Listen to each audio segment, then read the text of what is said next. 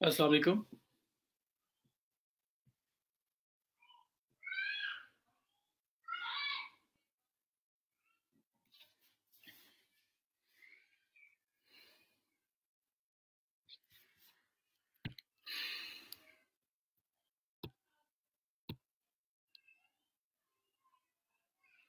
अस्सलाम वालेकुम everyone. Please attendance अपनी मार्क करते जाएं जो जो लोग ज्वाइन करते जा रहे हैं। हम लोग 11:05 तक वेट करेंगे और तब तक आप लोग अटेंडेंस मार्क कर लें और फिर हम प्रॉपर्ली स्टार्ट कर देंगे। तो 5 मिनट वेट किया करेंगे अब हम।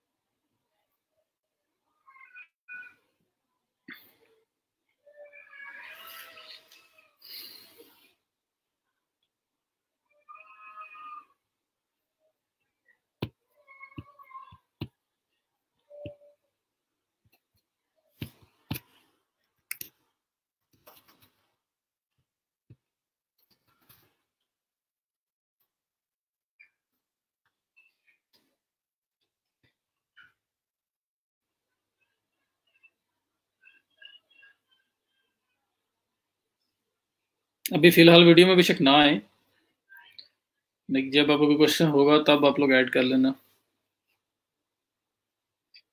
ये उन लोगों के लिए कह रहा हूँ जो इंटरेक्टिव सेशन के अंदर आ रहे हैं, तो वो ऑन वीडियो आना चाह रहे हैं। आज का टॉपिक, अरे आप वीडियो के लास्ट पे देखें तो वह चल रहा है जिसमें मैंने लिखा हुआ वीक 2 लेक्चर 2 कंटेंट राइटिंग। तो हम कंटेंट राइटिंग आज हमारा स्किल सेट के ऊपर जो है ना प्रॉपर एक लेक्चर होगा। प्रेजेंट यहाँ भी लिखते जाएं और साथ साथ आप लोग वो जो फॉर्म है गूगल फॉर्म, गूगल डॉक, जो फॉर्म बना हुआ है एक अटेंडेंस का, उसके ऊपर भी मार्क कर दें।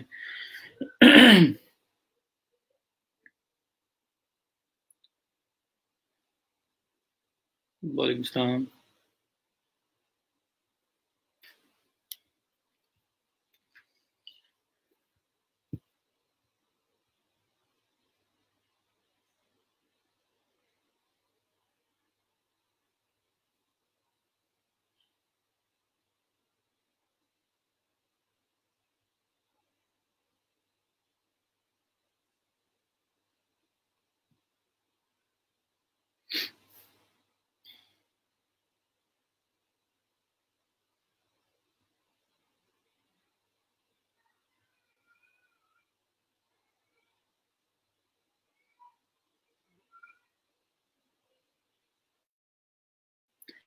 जैसे ये डाउन द मॉल का इशू काफ़ी लोगों के साथ आ रहा है। असल में मैंने आपको उस दिन दिखाया था मैक में। मेरे पास मैक है। मैं ना विंडोज़ के लिए इंशाल्लाह ताला आज कोशिश करूँगा मैं रिकॉर्ड कर लूँ एक विंडोज़ पीसी से, ओएस से। तो ये है कि फिर मैं आपके साथ वीडियो शेयर करूँगा। वो बस फ़िल्टर्स का इशू आ रहा है। कहीं पे आप ऑल फाइल्स को कर रहे हो या लिंक्स अकेले डाउनलोड कर रहे हैं इंस्टेड ऑफ इमेजेस, तो सेटिंग्स का इशू ही है और कोई इशू नहीं है। जी, मैं आपका नाम देख सकता हूँ। ये किसने, ज़ीमा आपका नाम नज़र आ रहा है। वकास अहमद आपका नाम विजिबल नहीं है। फेसबुक यूज़र लिखा हुआ आ रहा है।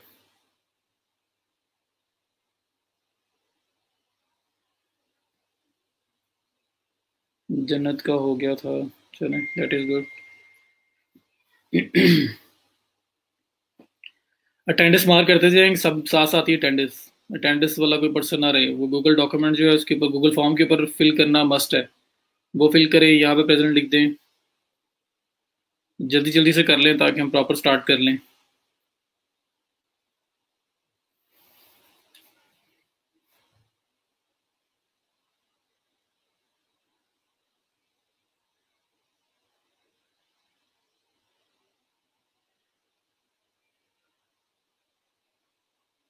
जी, आपका नाम विजिबल है।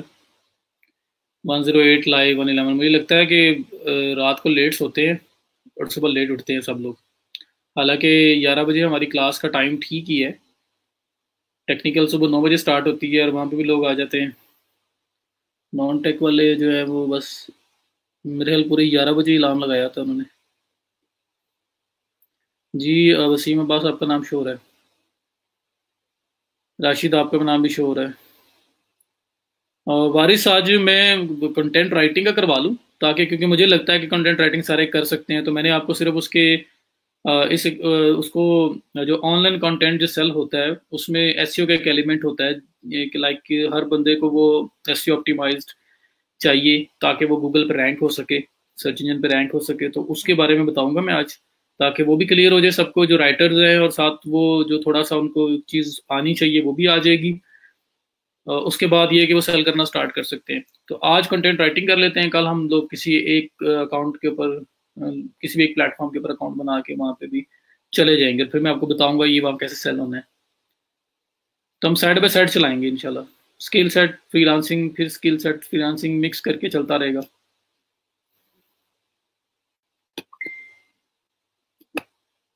जी CSS, जी जी आपका नाम शो हो रहा है। हम तो डोमेन चेंज करना चाहते हैं, आप ज़िया मियाँ मियाँ ज़िया हैं, उनसे बात करें जो हमारे लैब मैनेजर हैं, और जल्दी कर लें अगर आपने डोमेन चेंज करनी है, क्योंकि मेरा ख्याल है कि फर्स्ट वीक के बाद या कुछ दिन ही अलाउड होता है, उसके बाद अलाउ नहीं होता।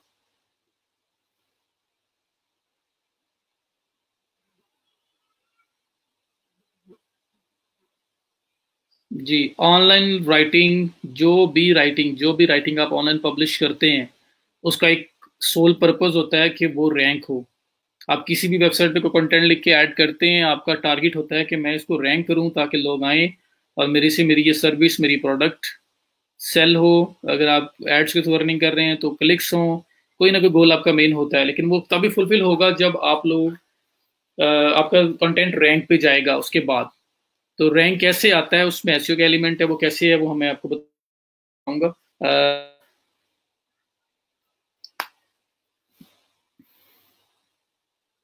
उमर जवेद बोला करो कुछ। हाँ जी शायद अली। उमर आप भी बोला करें यार, जो बात भी हो।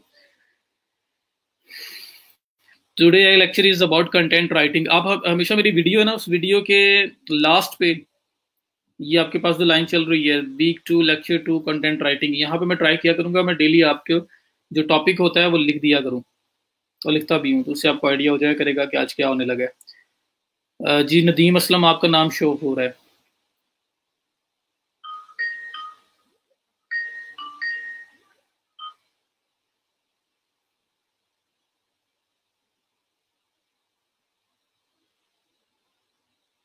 मैं बस अभी लिविंग इशू खत्म हो जाएगा कि मैं स्क्रीन शेयर पे जाने लगा हूँ। जी रमज़ान आपका नाम शो हो रहा है।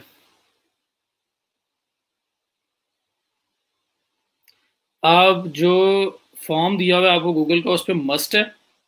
ये फेसबुक यूज़र है जिन्होंने पूछा है, लिंक लगाना होता है अटेंडेंस पे, और यहाँ पे कमेंट कमेंट भी कर दें, अगर वो क्रॉस वेरिफिकेशन भी करें तो चले आपका नाम आ जाए। लास्ट लेक्चर में रिलेटेड पोस्ट लगाई थी, अप्रूव नहीं हुई। नदीम ये आप ज़िया से बात किया करें। लाइक मतलब मैं अप्रूव नहीं कर रहा पोस्ट वगैरह को, ना मैं रिक्वेस्ट अप्रूव कर रहा हूँ ना पोस्ट अप्रूव कर रहा हूँ।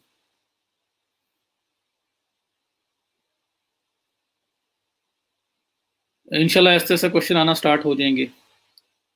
आपने बीबी हमजा चौधरी ने बीबी ऑनर्स किया हुआ मार्केटिंग के अंदर, तो फिर यार डोमेन क्यों चेंज करना चाहते हैं आप?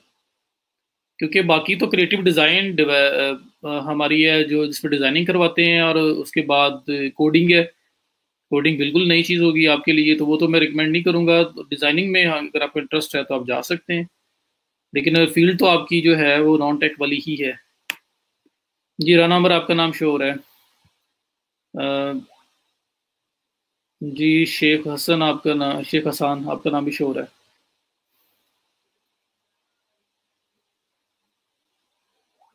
तो बाकी डाउन द मॉल की जो भी क्यूरीज है, मैं उनके लिए विंडोज सिस्टम के ऊपर एक वीडियो रिकॉर्ड करने की कोशिश करूंगा, मैं आपको सेंड करूं ताकि आपको थोड़ा सा क्लियर हो जाए। ग्रुप में लेक्चर जी पड़े हुए हैं, डिलीट होपफुली इंशाल्लाह नहीं होंगे। नहीं फेसबुक यूज़र अभी नाम अभी किसने लिखा है, मेरा नाम शो हो रहा है, आपका नाम शो नहीं हो रहा। मैंने भी एमबी किया है, सोनिया ने किया है। फिर- 'मैंने भी एमबी किया है, सोनिया ने किया है। फिर- 'मैंने भी एमबी किया है, सोनिया ने किया है। फिर- 'मैंने भी एमबी किया है, सोनिया ने किया है। फिर- 'मैंने भी एमबी किया है, सोनिया ने किया है।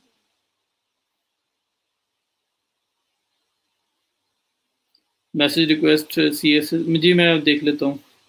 जी शुएब आपका नाम भी शो हो रहा है। जी हमजा ज़रूर आप कीजिए। एयाज आपका नाम भी शो हो रहा है। चले मेरा ख्याल है स्टार्ट करते हैं। 10-11 मिनट हमने वेट कर लिया, 5 मिनट मैंने बोला था। 141 लोग आ गए हैं, तो बाकी लोग भी फिर ऐसा ऐसा ज्वाइन कर लेंगे। आमना आपका नाम भी शो हो रहा है। तो अभी आज हम लोगों ने कंटेंट राइटिंग का करना है। मैंने डाउन द मॉल का बता दिया है कि जिसका जो इशू है मैं विंडोज़ पीसी के ऊपर ट्राई करूंगा। वहां पे चेक करने के बाद मतलब बनाने वीडियो एक बना के रिकॉर्ड करके मैं ग्रुप के अंदर शेयर कर दूंगा, ताकि जो विंडोज़ यूज़र हैं उनको भी थोड़ा सा क्लियर हो जाए कि वहां पे कैसे इसको यूज़ करना है। सिर्फ सेटिंग्स का ही इशू आ रहा है। ठीक है। आफिया आपका नाम भी शो हो रहा है। नहीं, आफिया से पहले जिन्होंने कमेंट किया उनका नाम शो नहीं हो रहा। अच्छा, हम लोग स्टार्ट करते हैं। मेरा ख्याल है मेरा तो ख्याल था फिर 180 तक चले जाएंगे, लेकिन अभी तक नहीं आए। तो टाइमिंग का इशू उनको लग रहा है या क्या है, आई डोंट नो, लेकिन हम लोग स्टार्ट करते हैं। आज हमारा टॉपिक है जी कंटेंट राइटिंग। मैंने आपको कुछ दिन पहले, एक दो दिन पहले जो लेक्चर हुआ था उसमें बताया था कंटेंट राइटिंग के डिफरेंट टाइप्स। उसमें मैंने आपको टेक्निकल राइटिंग बताया, उसमें मैंने आपको क्रिएटिव बताया। हम लोग अपवर्क एक्सप्लोर कर रहे थे उसमें। तो अपवर्क मैंने आपको उसके ऊपर हमने देखा क्रिएटिव राइटिंग है, एकेडमिक्स के रिलेटेड राइटिंग है, रिज्यूमे राइटिंग है, उसमें टेक्निकल और SEO, blog writing, article writing और वेब कंटेंट राइटिंग, ये डिफरेंट तरह की राइटिंग आ रही थी।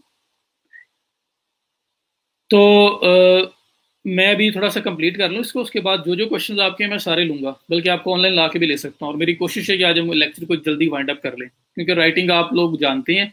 मैंने सिर्फ उसके अंदर आपको बताना है कि आपने किस चीज़ को माइंड में रख के लिखना है, ताकि आप उसको ऑनलाइन सेल कर सको या अपने लिए लिख सको, जो ऑनलाइन रैंक भी हो सके। तो मैंने असल में आपको ये चीज़ बतानी है। तो मैं स्लाइड्स वगैरह बना के या उस पर वो कोई फैंसी स्लाइड्स बना के दिखाना, वो उस तरफ इतना बिलीव नहीं करता। मैं आपको सिंपल सा बताऊंगा और इंशाल्लाह आपको समझ आ जाएगा। मैं कुछ पॉइंट्स हैं, कुछ बुलेट्स हैं जो मैं आपको लिख के बताऊंगा कि इन इन चीज़ों को अगर आप एक नॉर्मल राइटिंग के अंदर इम्बेड कर दोगे तो वो आपकी एसईओ राइटिंग हो जाएगी। अगर आपको कोई बोलता है कि मुझे ब्लॉग राइटिंग करवानी है, उसमें एसईओ मस्ट है। ब्लॉग राइटिंग होती है जो ऑनलाइन वेबसाइट्स, इंफॉर्मेशन की साइट्स होती हैं, जहाँ पे आप एक आर्टिकल लिख के डिफरेंट पब्लिश करते हो। जैसे best places to travel in Pakistan, best places to travel in Italy, best places to travel in USA, कुछ भी इस तरह का है। तो ये वो टर्म है जो कोई अगर सर्च करता है तो वो असल में चाह रहा है कि उसको पता लगे कि इन एरिया, इस यूएसए के अंदर, इटली के अंदर, पाकिस्तान के अंदर बेस्ट प्लेसेस कौन से हैं जिनको विजिट करना चाहिए। तो इन्फॉर्मेशन असल में कलेक्ट करना चाह रहा है जो भी पर्सन आप आके उस तरह की क्यूरी को वहां पे सर्च करता है। तो हम लोगों ने किस तरह से एसईओ को एलिमेंट को माइंड में रखते हुए कि हम इसके अंदर किस तरह से इसको ऑप्टिमाइज करें सर्च इंजन के लिए, गूगल के लिए। सर्च इंजन कौन कौन से हैं? Google is a search engine, Bing is a search engine, Yahoo is a search engine. तो सर्च एसईओ क्या है? Search engine optimization. तो सर्च इंजन के लिए अपनी वेबसाइट को आपने ऑप्टिमाइज करना है, उसको उसको इस काबिल बनाना है कि वहां पे वो रैंक हो सके। तो उसमें कुछ चीज़ें हैं, कुछ कीवर्ड्स हैं, उनको उसको किस तरह से उसमें यूटिलाइज करते हैं, वो चीज़ मैंने आपको बतानी है। तो एसईओ राइटिंग हो जाएगी। सिंपल वर्ड्स में मैं सिर्फ यही कहता होता हूँ, कोई भी कंटेंट जो ऑनलाइन पब्लिश होना है उसके अंदर एसईओ इन्वॉल्व है, क्योंकि उसने उसका सोल पर्पज होता है कि हम लोग उसको रैंक कर सके। अगर आपका रैंकिंग पर्पज नहीं है, आप एक फिजिकल वैसी राइटिंग कर रहे हो, आपने कहीं प्रेजेंट करना है, आप डिबेट लिख रहे हो, आप प्रोजेक्ट बना रहे हो जो ऑनलाइन पब्लिश नहीं होना, तो उसमें कोई एसईओ का एलिमेंट नहीं है। लेकिन अगर उस राइटिंग ने ऑनलाइन जानना है और आप चाहते हैं कि लोग उसको जब सर्च करें तो आपकी वो राइटिंग कहीं ना कहीं अपीयर हो और लोग उसके ऊपर आएँ और उसको पढ़ें, तो वहां पे आपका एसईओ मस्ट हो जाता है। ठीक हो गया जी। तो ब्लॉगिंग, आर्टिकल राइटिंग, मैं अभी स्क्रीन शेयर की तरफ जा रहा हूँ। मैं अब मैं आपको जरा बताऊंगा कि क्या क्या कुछ होने लगा है। जहाँ पे कोई, मैं आपसे थोड़ी देर के बाद, थोड़े थोड़े गैप्स के बाद मैं क्वेश्चन थ्रो करूंगा या आपसे मेक श्योर करूंगा कि आपको समझ आ रही है या नहीं आ रही। तो तब आपने फौरन मुझे आंसर करना है। उससे पहले ट्राई करें कि अगर क्वेश्चन है भी तो होल्ड करके रखें, जैसे ही मैं बोलूंगा आप मुझे क्वेश्चन थ्रो कर दें, ताकि उधर ही हम उसको क्लियर करें और फिर हम आगे चले जाएं। अभी मैं स्क्रीन शेयर करने लगा हूँ आपके साथ और मैं आपको एसईओ राइटिंग वाइज बताता हूँ, और उसके बाद फिर हम लोग वापस वो अपवर्क पे जाएंगे और मैं फिर आपको थोड़ा सा बताऊंगा कि हमने क्या किया है असल में। चले जी। स्क्रीन मैंने आपके साथ शेयर कर दी। अभी सिर्फ आपके पास स्क्रीन विजिबल होगी, तो अब वो जो लिपिंग का इशू आ रहा था वो अब आपको इशू नजर नहीं आएगा। मैं क्या करने हूँ, एक एक जो है ना वर्ड की फाइल ओपन कर लेता हूँ और वहां पे वो मैं बुलेट्स लिखूंगा। आपको नॉर्मल राइटिंग जो आती है उसी को फॉलो करें, उसी के साथ रहें। मैं सिर्फ आपको उसके अंदर कुछ चीजें बताऊंगा कि चीजें उसके अंदर ऐड कर दो, एम्बेड कर दो, इन चीजों का ख्याल रख लो, तो वो राइटिंग आपकी एसईओ राइटिंग हो जाएगी। ठीक है, तो ज्यादा कॉम्प्लिकेट नहीं करना, बड़ी सिंपल चीज है, बड़ी सिंपल चीज है, और एक पूरी ब्रॉड फील्ड है ये वाली, एक प्रॉपर फील्ड है कंटेंट राइटिंग। क्योंकि कंटेंट के बगैर दुनिया में कोई वेबसाइट, कोई ऑनलाइन चीज जो है ना, वो जो भी आ रही है, वेबसाइट है, वो ऐप है, कुछ भी है, उसके अंदर कंटेंट है। वो सोशल मीडिया भी है तो उसके ऊपर कंटेंट पब्लिश हो रहा है। तो कंटेंट इज द की। तो इसलिए बहुत काम है इसका, तो इट्स सेल्फ एक बहुत बड़ी सर्विस है ये। तो कोई अगर सिर्फ एक सर्विस, इस एक स्किल के साथ जाना चाहता है तो वो भी मोर देन इनफ है, और उसके साथ साथ फिर वो बूस्ट करके अपनी बाकी स्किल्स को ऐड करता जाएगा। इसलिए कंटेंट राइटिंग में सबसे पहले डिस्कस कर रहा हूँ। तो कंटेंट राइटिंग में क्या चीजें हैं? कंटेंट राइटिंग, इसमें मैं साथ लिख देता हूँ एसईओ कंटेंट राइटिंग। क्योंकि नॉर्मल कंटेंट राइटिंग जो है वो आपको करना आती है, वो आप लोग लिखते भी होंगे, डिफरेंट लोग पहले से लिख रहे होंगे। कोई टॉपिक दे दिया जाए तो उसके ऊपर कैसे लिखना है वो आप लोगों को पता होगा। मैंने असल में उसमें एसईओ का बताना है कि एसईओ क्या क्या एप्लीकेशन उसके अंदर होगी, वो आपने कैसे फॉलो करना है। तो मैं अभी आपके मैसेजेस नहीं देख रहा, इसलिए अगर कोई मैसेज, कोई चीज़ें हैं तो उसको होल्ड पे रखिएगा, और फिर हम उसको जब जैसे मैं आपसे बोलूंगा तब आपने मुझे डिस्कस करना स्टार्ट करना है। तो एक जो नॉर्मल राइटिंग होती है, मैं चलो यहाँ पे एक पूछ ही लूँ। नॉर्मल राइटिंग जो होती है कि एक टॉपिक आपको दे दिया जाए, मैं आपको बोलूँ जिस तरह मैंने उस दिन भी एग्जांपल दी थी, बट मैं दोबारा से वो यहाँ पे एक इन्फोर्स कर रहा हूँ, सिर्फ मेक श्योर करने के लिए कि we are on the same track. मैं अगर आपको एक टॉपिक देता हूँ, मैं आपको टॉपिक में बोलता हूँ कि best places to travel in Pakistan. मैं पाकिस्तान इसलिए बोल रहा हूँ कि आपको उनका पता भी है, बट नहीं भी पता तो भी आप लोग सर्च करके निकाल सकते हैं। तो best places to travel in Pakistan, या टॉप 10, या 10 best places to travel in Pakistan. अगर मैं आपको एक टॉपिक देता हूँ, मुझे बताएं कितने लोग इसके ऊपर एक आर्टिकल लिख सकते हैं, 10 प्लेसेस को निकाल के उनको डिस्कस कर सकते हैं। जी, बोल्ड और साइज बड़ा मैंने किया है, मैं और ज्यादा कर देता हूँ अभी। जी जी, नॉर्मल राइटिंग से मैं नॉर्मल राइटिंग ही पूछ रहा हूँ कि अगर मैं आपको टॉपिक देता हूँ वही कि मुझे बताओ कि पाकिस्तान के अंदर 10 बेस्ट प्लेसेस टू विजिट कौन से हैं, मुझे बताओ। आप लोगों को वैसे भी याद है, आपको वैसे भी पता होंगे, अक्सर को 10 नहीं होंगे तो 4-5 तो लाजमी पता होंगे। तो सर्च करना शायद आपको ना पड़े, आपको खुद ही पता है। आपको पता है जी, मरी है जी, नारायण का गान है जी, आपको ये स्कर्दू है जी, चित्राल है, इस तरह से चीज़ें डिफरेंट आपको पता है कि डिफरेंट ये एरियाज हैं जो बेस्ट प्लेसेस हैं। तो उनकी हेडिंग्स तो आपको पता है, अंदर क्या लिखना है। कुछ को जो विजिट करके आया है उसको वैसे ही पता है, जिसको नहीं पता भाई गूगल कर ले। चित्राल को गूगल करें, चित्राल के ऊपर आपको इतना इन्फॉर्मेशन मिल जाएगी कि उसके लिए 4-5 लाइनें लिखना या 4-5 सेंटेंस लिखना कोई बहुत बड़ी बात नहीं है, इजीली हर कोई लिख सकता है। तो ये नॉर्मल राइटिंग है कि आपको कोई टॉपिक दे दिया जाता है, आप स्टार्ट कर देते हो लिखना, बस आप लिखते जाते हो, लिखा और आपने डिलीवर कर दिया। कभी आप उसमें ये नहीं देखते कि इसमें मेरा कीवर्ड क्या है, इसमें मैंने इसको एसईओ कर रहा हूँ कि नहीं कर रहा हूँ, मैंने इसको रैंक करना है या नहीं करना, ये बात आपके माइंड में आती नहीं। आप उसको टॉपिक को एज अ टॉपिक लेते हो और उसको डिस्कस कर देते हो। ठीक है, तो माशाल्लाह कुछ लोग कह रहे हैं कि हम न्यूज़पेपर पे कर रहे हैं, वेब पे कर रहे हैं, उनको पता है। और जिनको नहीं भी पता, ये इतने लोग यस यस कह रहे हैं, मेरा नहीं ख्याल कि उन सबको एसईओ राइटिंग पहले से पता होगी।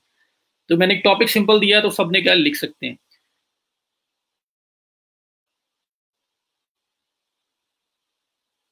हाँ जी, वो देखें, एडवोकेट साहब कह रहे हैं, राना उमर, कि पंजाब यूनिवर्सिटी 45 पेजेस वाली शीट फिनिश हो जाएगी, इतना लिख सकते हैं। मतलब वो ट्रैवल ज़्यादा करते होंगे। तो ये आपको पता लग गया। अब मैं आपको थोड़ा सा, अभी ऐसे पे नहीं आ रहा, मैंने ये नॉर्मल राइटिंग की बात की है, कौन कौन लिख सकता है, आपने बोला है लिख सकते हैं। मैं यहाँ से निकलता हूँ, मैं कहता हूँ जी आप लिखें best places to travel in Italy. अब मुझे बताएं कि अपने नॉलेज की बेस पे कोई लिख सकता है? मेरा नहीं ख्याल कोई ज़्यादा लोग लिख सकते हैं, बहुत कम होगा। बहुत रेयर होंगे जिनको पता होगा कि इटली के अंदर बेस्ट प्लेसेस कौन से हैं। तो भाई आपको कौन कहता है आपने याद रखना है? मेमोरी, इतनी बड़ी मेमोरी के साथ या हर चीज, दुनिया की हर चीज का पता हर एक को नहीं होता। ठीक है, तो आपने क्या करना है, आपने गूगल कर लेना है। आप सिंपल गूगल पे जाओगे, नो का वर्ड हमने नहीं यूज करना है, ये नॉर्मल जनरल राइटिंग है, इसमें कोई टेक्निकलिटी इन्वॉल्व नहीं है, ये कोई भी लिख सकता है। हम लोग क्या करेंगे, best places to to travel in Italy. ये ले, मुझे 10 चाहिए, ये पहले बंदे ने 15 डिस्कस किए हैं। 15 ये आ गए, 17 ये हैं, 27 ये हैं, 10 ये हैं। कितने ज्यादा मेरे पास डिफरेंट लिंक्स आए हैं जिनके ऊपर डाटा अवेलेबल है। अब मेरे लिए इनको सिर्फ गो थ्रू करना और उसके बाद अपने वर्ड्स में एक्सप्लेन करना, या अगर एक चीज को, एक रीजन को, एक एरिया को दो तीन लोगों ने डिस्कस किया है, दोनों तीनों का डाटा कलेक्ट करके मैं उसको उससे भी ज्यादा अच्छे तरीके से प्रेजेंट कर दूं। कहीं पे कोई स्टैट शेयर की हुई है, कहीं पे कोई एक बात अच्छी लिखी है, कहीं पे कोई एक बात अच्छी लिखी है, तीनों को मर्ज करके अपने वर्ड्स के अंदर एक्सप्लेन कर दूं तो मेरा आर्टिकल बन जाएगा। ठीक है, तो सिंपल, इट्स दैट सिंपल। ये देखें, रोम है तो रोम के बारे में इन्होंने लिखा, पिक्चर दी, to top experience, how long, ये बातें इसने लिखी हुई हैं। अब वो जो सेकंड पर्सन है उसने भी शायद रोम को डिस्कस किया हो, लेकिन थोड़ा सा एंगल डिफरेंट हो, उसकी उसने ज्यादा अच्छी चीज को डिस्कस कर दी हो। ठीक है, तो आपने जो जहां से अच्छा मिलता है उस एक टॉपिक के ऊपर उसको पिक करना है और उसको आपने अपने वर्ड्स में एक्सप्लेन करना है। और ये सोच लें कि असल में आप एंड यूजर हो, आप विजिटर हो जिसको ये इंफॉर्मेशन चाहिए। और अगर आप ये टर्म सर्च करके एक आर्टिकल ओपन करते हो तो आपको उसमें क्या चाहिए, अपने ऊपर इंप्लीमेंट करें। जो चीज आपको चाहिए वही अगले पर्सन को चाहिए, जो आपकी उस आर्टिकल को विजिट करेगा। तो फिर उसको उस एंड से लिखें, कस्टमर को समझें, कस्टमर पर्सोना को समझें, समझें विजिटर कैसा यहाँ पे आएगा, उसको असल में क्या चीज यहाँ पे चाहिए, उसको अपने आप को उसकी जगह पे रख के फिर आप आर्टिकल लिखेंगे तो आपका आर्टिकल कभी फ्लॉप नहीं हो सकता। तो ये तो मैंने आपको एक जनरल बता दिया किस तरह से आप आर्टिकल लिख सकते हैं। सर्च करें, लिखें, पढ़ें, रीफ्रेज करना है, अपने वर्ड्स में एक्सप्लेन करना है।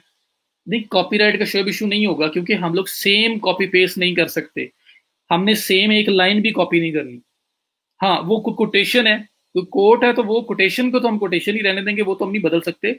इसके अलावा आपने उस पर्सन की राइटिंग मटेरियल का कोई भी पार्ट कॉपी पेस्ट नहीं करना।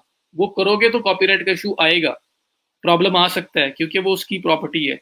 आपने अपने वर्ड्स में लिखना है, पढ़ो, देखो, उसको समझो और फिर उसको रिफ्रेश करो, अपने वर्ड्स के अंदर उसको एक्सप्लेन करो जैसा आपको ठीक लगता है।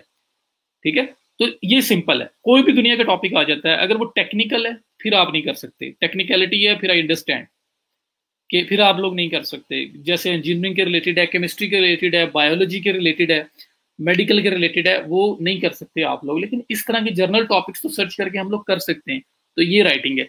अब अगर मैं आपको बोलूँ जी बेस्ट प्लेसेस इन इटली जो है, टॉप 10 जो है, बेस्ट 10 निकाल के मुझे लिख के दिखाओ, तो मुझे बताओ आप कितने लोग लिख सकते हैं? जो पहले नो थे उनके नो यस में कन्वर्ट हुआ है या नहीं हुआ? थोड़ा सा मुझे ये बताएं, आप लिख सकते हैं?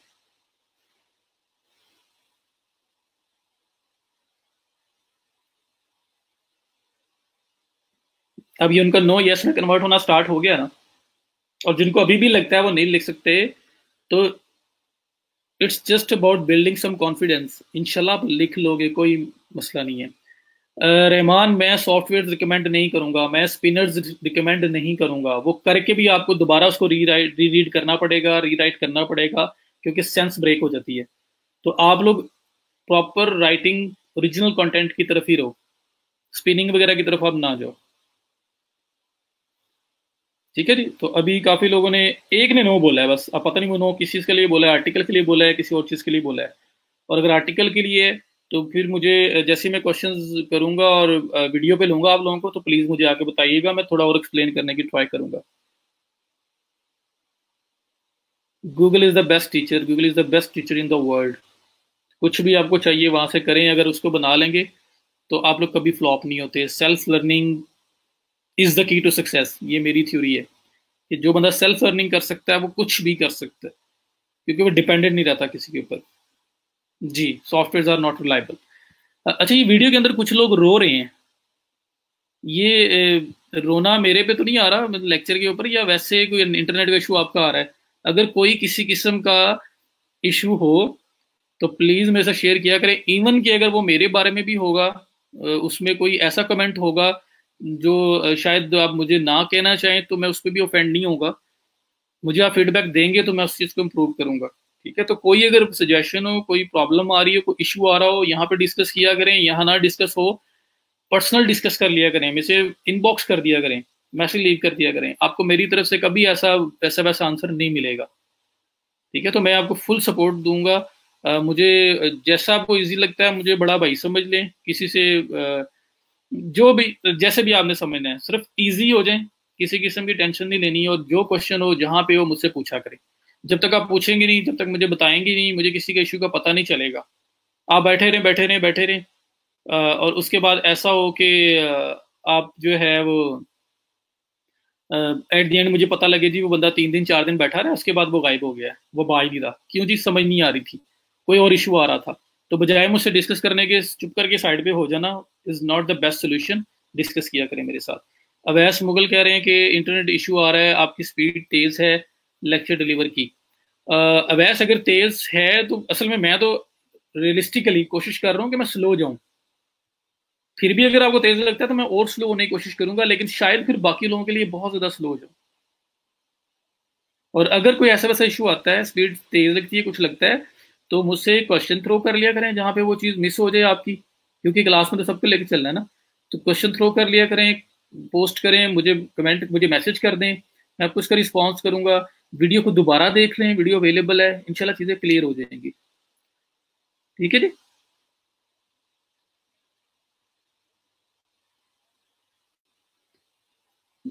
जी मोस्ट वेलकम। अच्छा, अब मैंने आपसे पूछा कि कैसे आपने लिखना है। अब आपने पहले आप लोग कह रहे थे नहीं पता, अब आपने जब सर्च किया तो आपको पता चल गया कि कैसे हमने डाटा कलेक्ट करना है और लिखना है, तो कोई इशू नहीं है, पढ़ के ही लिखना है ना, रीराइट ही करना है। तो इस लेवल पे आके हम लोग मोस्टली हम लोग रीराइट कर सकते हैं। मैंने 2-3 एक्सेप्शंस लगाई हैं, किसी ने अगर एम इस्लामियत किया है, उर्दू किया है, उसके लिए माइट भी इट इज़ डिफिकल्ट, वो शायद इंग्लिश में इतना ग्रिप ना रखते हो, तो आपने इशू क्यों क्रिएट, अगर आप इसमें नहीं रखते तो हमारी अगली स्किल के अंदर आप आ जाएंगे। ठीक है, राइटिंग इज नॉट एवरीथिंग, लेकिन इट्स समथिंग जिसको मिस नहीं किया जा सकता। और मैं मेजोरिटी की बेस पे जा रहा हूँ कि अक्सर लोगों को ये आता है, तो मैं इसलिए उनको गाइड कर रहा हूँ। सबसे पहले ये वाला स्किल सेट मैं आपको दे रहा हूँ। ठीक हो गया जी। जी ग्रामरली वगैरह वो सारे टूल्स मैं साथ अभी डिस्कस करता हूँ। अच्छा, अब ये तो होगी नॉर्मल राइटिंग। अब इसके अंदर आपको एसईओ के एलिमेंट्स और इस तरह की कोई चीज़ का पता नहीं है। अब मैंने चले ये एग्जाम्पल ली हुई है, best places to travel in Italy. मैं कहता हूँ ये मेरा कीवर्ड है। अगर जिस किसी को एसईओ का नॉलेज है और वो कहेगा कीवर्ड की सर्च है नहीं है, इस तरह की चीज़ें अभी तक आप लोगों ने उस चीज़ को एक साइड पर रखना है। मैं भी आपको सर्चेज कीवर्ड्स उन सब के ऊपर नहीं लेके जा रहा, कौन से कीवर्ड की सर्च अच्छी है, लोग सर्च करते हैं तो उसको लें किसको ना लें, वो हमारा अलग टॉपिक होगा। अभी मैं सिर्फ आपको कंटेंट राइटिंग कंप्लीट करने के लिए, I suppose best places to travel in Italy, ये मेरा मेन कीवर्ड है। ये मुझे एक क्लाइंट दे रहा है, वो कहता है कि मुझे इस वाले कीवर्ड के ऊपर कंटेंट लिख के दो, 10 बेस्ट प्लेसेस लिखो, 20 बेस्ट प्लेसेस लिखो, कोई भी उसने दे दिया। उसने कहा कीवर्ड मेरा ये है, इस कीवर्ड पे मुझे कंटेंट चाहिए जो मैं गूगल पे रैंक कर सकूं। उसने मुझे सिर्फ ये बात बताई है, तो मुझे उसने ये कीवर्ड दिया है और साथ उसने बोला है कि ऐसा लिखो, एसईओ करनी है इसकी, ताकि मैं गूगल पे इसको रैंक कर सकूं। जब कोई पर्सन गूगल पे जाके best places to travel in Italy लिखे, तो ये जो नीचे टॉप 10 रिजल्ट्स आते हैं फर्स्ट पेज के ऊपर, टॉप 10 रिजल्ट्स के अंदर मेरा रिजल्ट भी, मेरी साइट का लिंक भी आना चाहिए। वो ये आपको बोल रहा है, और आपको मिला है सिर्फ कीवर्ड और इसकी एसईओ कर दो, बस आपको ये बात बताई गई है। तो फिर उसको कैसे लेके चलना है वो अब मैं आपको बताऊंगा कि एसईओ की एप्लीकेशन कैसे होती है, या बल्कि इसी को लेकर चलते हैं हम लोग। तो मैं क्या करता हूँ, ये वर्ड डॉक्यूमेंट मैंने ओपन किया है, ये मैंने कीवर्ड लिया है, मुझे किसी क्लाइंट ने या अपने लिए भी अगर आपने करना है, आप चाह रहे हैं, मैं सबसे ऊपर यहाँ पे लिखता हूँ कीवर्ड, मुझे एक कीवर्ड दे दिया गया, best places to travel in Italy, ये मुझे एक कीवर्ड दे दिया गया। ठीक है जी, इसको बल्कि मैं जूम ही रखूं, best places to travel in Italy, मुझे ये कीवर्ड दे दिया गया और मुझे बोला गया है कि इसके लिए मुझे एसईओ मुझे सर्च इंजन ऑप्टिमाइज्ड कंटेंट चाहिए जो गूगल पे रैंक हो सके, तो मुझे प्लीज लिख के दो। अब आपने क्या करना है, पहले तो आप सब लोगों ने बोल लिया जी best places 10 best places to travel in Italy लिखना है ना, तो मैं लिख लूंगा, मैं लिख लूंगा। पहले लोग नहीं बोल रहे थे, मैंने बताया तो हाँ हो गई। लेकिन आप लोगों को अभी तक एसईओ का एप्लीकेशन का नहीं पता कि इसकी एसईओ कैसे होगी। जो वो एसईओ का वर्ड यूज कर रहा है उसको क्या करना है, उसको कैसे करना है, वो नहीं इसको पता होगा। तो वो हमने फिर वो आप क्या करेंगे, एक नॉर्मल राइटिंग के अंदर जितने लोग बोल रहे थे लिख लेंगे। अब उसके अंदर क्या चीज आपने ऐड करनी है वो मैं बताने लगा। एसईओ राइटिंग होती है बेस्ड ऑन अ कीवर्ड। एक कोई ना कोई कीवर्ड आपको दे दिया जाता है, एक टॉपिक आपको दे दिया जाता है और उसके बारे में लिखना होता है। और उसमें मेन एलिमेंट है कीवर्ड, कि लोग चाहते हैं कि ये वाला वर्ड जब कोई टाइप करे तो मैं रैंक हो जाऊँ। तो जो नॉर्मल राइटिंग होती है उसमें सिर्फ एक टॉपिक बेस्ड आप सब कुछ लिख देते हो। जो एसईओ राइटिंग होती है उसमें कीवर्ड की बेस पे आप आर्टिकल लिखते हो। एक कीवर्ड आपको चाहिए होता है, वो वाला कीवर्ड जिसके लिए आप रैंक होना चाहते हैं, कोई ना कोई आपका प्राइमरी कीवर्ड होता है। तो वो उस बेस के ऊपर आपकी राइटिंग जो है ना वो स्टार्ट होती है। तो ये वो बेस है, ये वो कीवर्ड है। ठीक है जी। अब करना क्या है नॉर्मल राइटिंग के अंदर, जो राइटिंग आप नॉर्मल कर रहे हैं वही होगी, बस उसमें जहां जहां पे जो चेंजेस करनी है मैं वो लिखने लगा हूँ बुलेट्स के अंदर अब, कि आपने क्या क्या कुछ करना है। और उसके बाद फिर हम लोग क्वेश्चंस ले लेंगे जो भी आप लोगों के हुए। Number, please use the primary keyword. मैं इसको प्राइमरी कीवर्ड बोल रहा हूँ क्योंकि एट अ टाइम आप एक आर्टिकल को मल्टीपल कीवर्ड्स के लिए भी रैंक करते हो, लेकिन मैं कह रहा हूँ कि हमारा प्राइमरी कीवर्ड इस केस के अंदर, एक एग्जाम्पल के अंदर ये वाला है, best places to travel in Italy. तो मैं इसको प्राइमरी कीवर्ड, इसको नाम दे रहा हूँ, ये याद रखिएगा। तो जहां पे मैं प्राइमरी कीवर्ड की बात लिखूंगा या मैं अकेला कीवर्ड भी लिख लूँ तो उससे मैं इसको रेफर कर रहा हूँ। ठीक है, तो यहाँ पे please use the primary keyword with in the first, बल्कि नहीं, मैं स्टार्ट से लेता हूँ।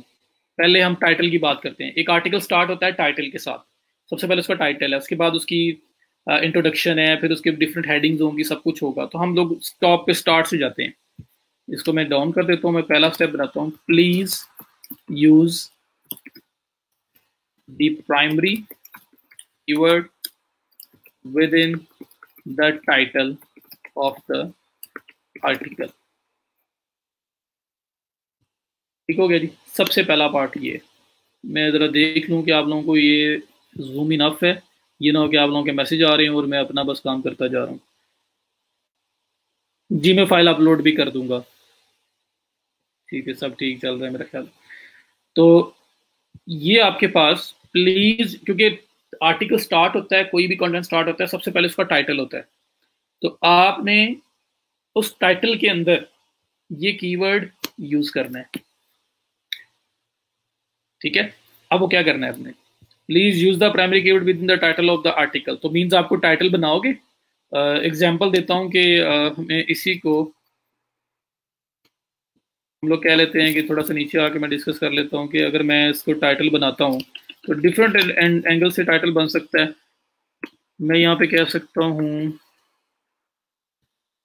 20 best places to travel in Italy, क्योंकि कीवर्ड लॉन्ग टेल है, लंबा सारा कीवर्ड है, तो छोटा सा नहीं है, इस वजह से ऑलरेडी बड़ा डिस्क्रिप्टिव सा बना हुआ है, तो ये भी हो सकता है 20 best places to travel in Italy for your next visit, कुछ साथ ये ऐड कर दूँ। या 20 best places to travel in Italy in summer, in winter, कुछ इस तरह की बात। अगर मैं उस तरफ से जा रहा हूँ तो कोई भी एंगल हो सकता है। वो एंगल कैसे होना है, उसका भी आर्टिकल लिखने का बेस्ट वे ये होता है कि भाई जो कीवर्ड आपको क्लाइंट देता है उस कीवर्ड को यहाँ पे पुट करो। जैसे मैंने ये लिख किया हुआ है, ये टॉप 10 रिजल्ट्स आ रहे हैं गूगल के ऊपर, ये टॉप 10 रिजल्ट्स, टॉप 10 लिंक्स, वो वाले लिंक्स हैं, वो वाले रिजल्ट्स हैं जिनको गूगल लाइक कर रहा है, गूगल को ये कंटेंट अच्छा लग रहा है। उसके अलावा भी बहुत सारे फैक्टर हैं जिसकी बेस पे ये रैंक हुआ है। बट अगर मैं सेम अप्रोच के साथ जाऊंगा तो मेरे लिए कुछ ईजी हो जाएगा। जैसे इसने 15 of the best places to visit in Italy, 17 best places to visit in Italy, 27 most beautiful places in Italy, 10 best places to visit in Italy, the best places and cities to visit in Italy. तो best places वाला ज्यादातर यही जा रहा है। Summer winter मुझे इस तरह का कोई एंगल नजर नहीं आ रहा, तो मैं भी इसी तरह चला जाऊंगा। मैं यहाँ पे 20, 21, 29, 19 कुछ इस तरह का वर्ड यूज करूंगा। साथ क्योंकि अकेला बेस्ट लिखूंगा तो वो इतना ज़्यादा अट्रैक्टिव नहीं होता। ये 1727 आपकी आई कैचिंग होता है, बड़ा आपकी अटेंशन को ग्रैब कर रहा होता है, तो कोई ना कोई नंबर मैं ऐड करूंगा साथ। तो टाइटल मेरा इस केस में ये हो जाएगा 20 best places to travel in Italy. ठीक है, तो ये एक मेरा कीवर्ड बन सकता है। तो मैंने ये पहला स्टेप बोला है, please use the primary keyword with in the title of the article. तो टाइटल में मैंने नीचे टाइटल आपको बना के दिखा दिया। आपको किसी और तरह से बेटर लगता है, based on your research, Google पे आपने चेक किया है, जो टॉप 10 रिजल्ट्स में आपने जो देखा है, आप वैसा बना लें। उसके बाद टाइटल के बाद स्टार्ट होता है फर्स्ट पैराग्राफ, इंट्रो वगैरह होता है उसके अंदर। Please use the primary keyword with in the first paragraph and preferably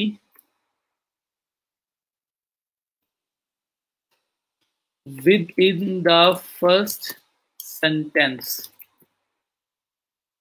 to immediately clear the meaning या the main subject of the article, content, कुछ भी आप लिख सकते हैं। तो ये आपकी सेकंड चीज है कि फर्स्ट पैराग्राफ के अंदर आपने आर्टिकल को यूज करना है, आपने कीवर्ड को यूज करना है। और ट्राई करें फर्स्ट पैराग्राफ में भी फर्स्ट सेंटेंस के अंदर अगर वो फिट इन होता है तो कर दें, नेचुरली, जबरदस्ती से ऐड नहीं करना। तो ये भी एक आर्ट है कि आप कैसे उसको नेचुरली एम्बेड करते हैं। स्टार्टिंग में कर देंगे तो जरा ईजी, आप गूगल के लिए ईजी हो जाएगा। गूगल का एल्गोरिदम है, रैंक ब्रेन है, जिस तरह से वो आर्टिकल को स्टडी करता है ना, ये वो पार्ट्स हैं जो जरा ग्रीन जोन्स हैं, जो जिन जोन्स को वो देख रहा होता है। तो अगर इन जोन्स के अंदर आपको कीवर्ड आ जाए तो उसको जरा हेल्प मिलती है ज़्यादा अच्छी, और आपके लिए भी एडवांटेज होता है। तो अगर हम नहीं भी करेंगे, ये नहीं जरूरी कि रैंक नहीं होगा। और अभी आज के दौर में, अभी करंटली जो है, रैंक ब्रेन की बेस पे आपके आर्टिकल की रेलिवेंसी जो है वो मेन चीज है, की वो है। ये कीवर्ड वाली गेम के कीवर्ड यहाँ पे आए, वहां पे आए, इससे बढ़ के इस टाइम सबसे इंपॉर्टेंट ये है टॉपिक रेलिवेंसी, कि आपका जो आर्टिकल है वो उस टॉपिक से रेलिवेंट होगा तो वो रैंक हो जाएगा।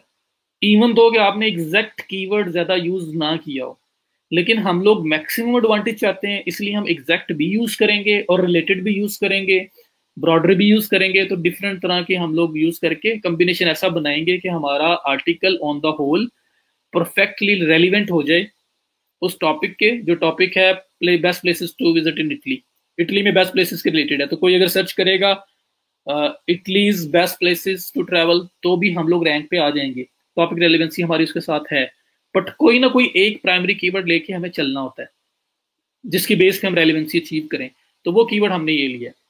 तो अब इसको मैंने टाइटल में यूज कर दिया, इसको मैंने फर्स्ट पैराग्राफ में यूज किया, और मैंने आपको रिकमेंड किया है कि फर्स्ट सेंटेंस के अंदर अगर आप उसको क्लियर लिख देंगे तो ज्यादा आपको एडवांटेज मिलेगा, उसका आपके लिए ज्यादा बेटर होगा। ठीक है जी, मुझे बता दें यहाँ तक क्लियर है, ताकि मैं फिर नेक्स्ट लिखूं। अब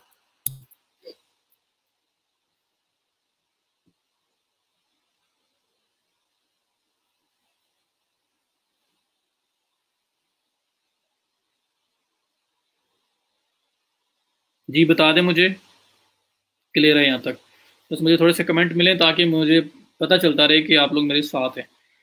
ठीक हो गया, यस।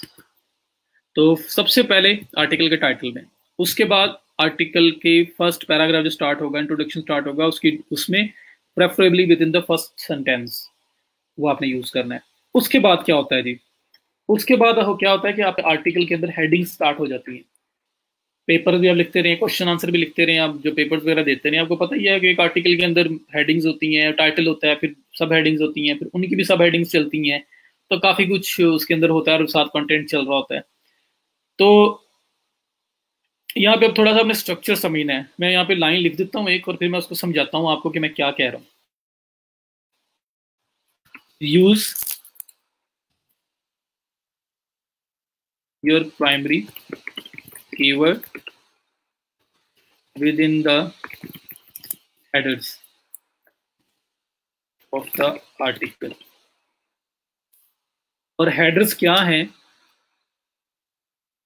यहाँ पे मैं आपको H1 H2 लिखता हूँ, लेकिन चलें मैं कहता हूँ हेडिंग 1, हेडिंग 1 तो हमारा हो गया टाइटल।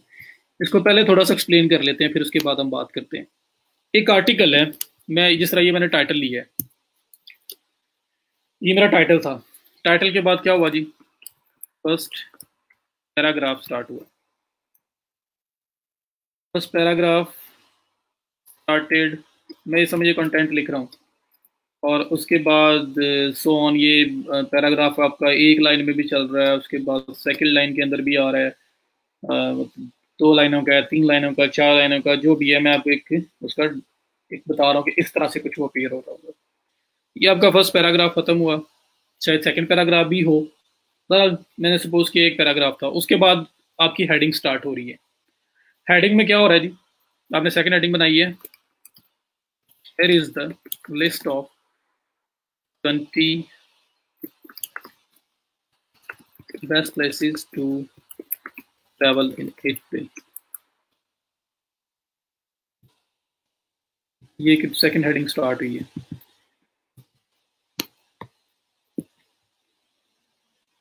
और ये हेडिंग एक स्टेप डाउन होगी, एक सेकेंड, इसको बोल्ड कर देता हूँ।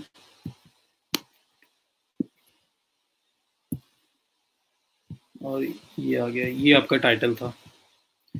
टाइटल को मैं थोड़ा और बोल्ड कर देता हूँ जी, ये मैं थोड़ा ऊपर भी कर दिया, इनकेस अगर आपको नीचे नजर ना आ रहा होता तो। चलें, ये आपके पास आ गया, ये आपके पास पहला टाइटल हेडिंग है। उसके बाद ये सेकंड हेडिंग स्टार्ट हुई। उसके बाद तो क्या हुआ, नीचे आपने स्टार्ट कर दिए, आप ऊपर ही ले जाऊंगा। अभी आपने क्या किया कि यहाँ पे आपने सेकंड हेडिंग हुई, इसको बताया कि हाँ जी यहाँ पे ये लिस्ट है फलां फलां, ये हम इसको डिस्कस करने लगे हैं। मैंने उस तरह का कोई भी यहाँ पे एक दो लाइनें बताई।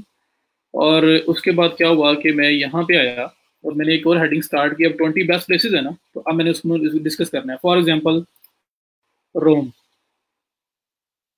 सबसे पहली हेडिंग ये है रोम, कि रोम जो है ना वो बेस्ट प्लेस है, क्या नंबर 1। हम अब 20 प्लेसेस को डिस्कस करना स्टार्ट कर रहे हैं। रोम हो गया। अब रोम के अंदर आपने बताया क्यों अच्छा है। ये जो मैं डैश डैश सा लगा रहा हूँ ना, लाइंस लगा रहा हूँ, ये सब मैं आपको रिलेट कर रहा हूँ कि ये हम लोग लिख रहे हैं आर्टिकल। यहाँ पे हम लोग पैराग्राफ्स लिख रहे हैं, मतलब जो भी टेक्स्ट सेंटेंसेस वगैरह जो ना, वो सारी चीज़ें हम यहाँ पे लिख रहे हैं। तो रोम के बारे में आपने ये दो तीन लाइनें लिखी। उसके बाद आपने क्या किया, उसी पेज पे दिखाऊंगा।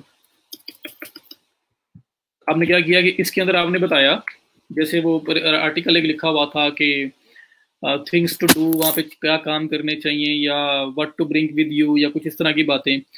तो यहाँ पे आप फॉर एग्जांपल लिखते हैं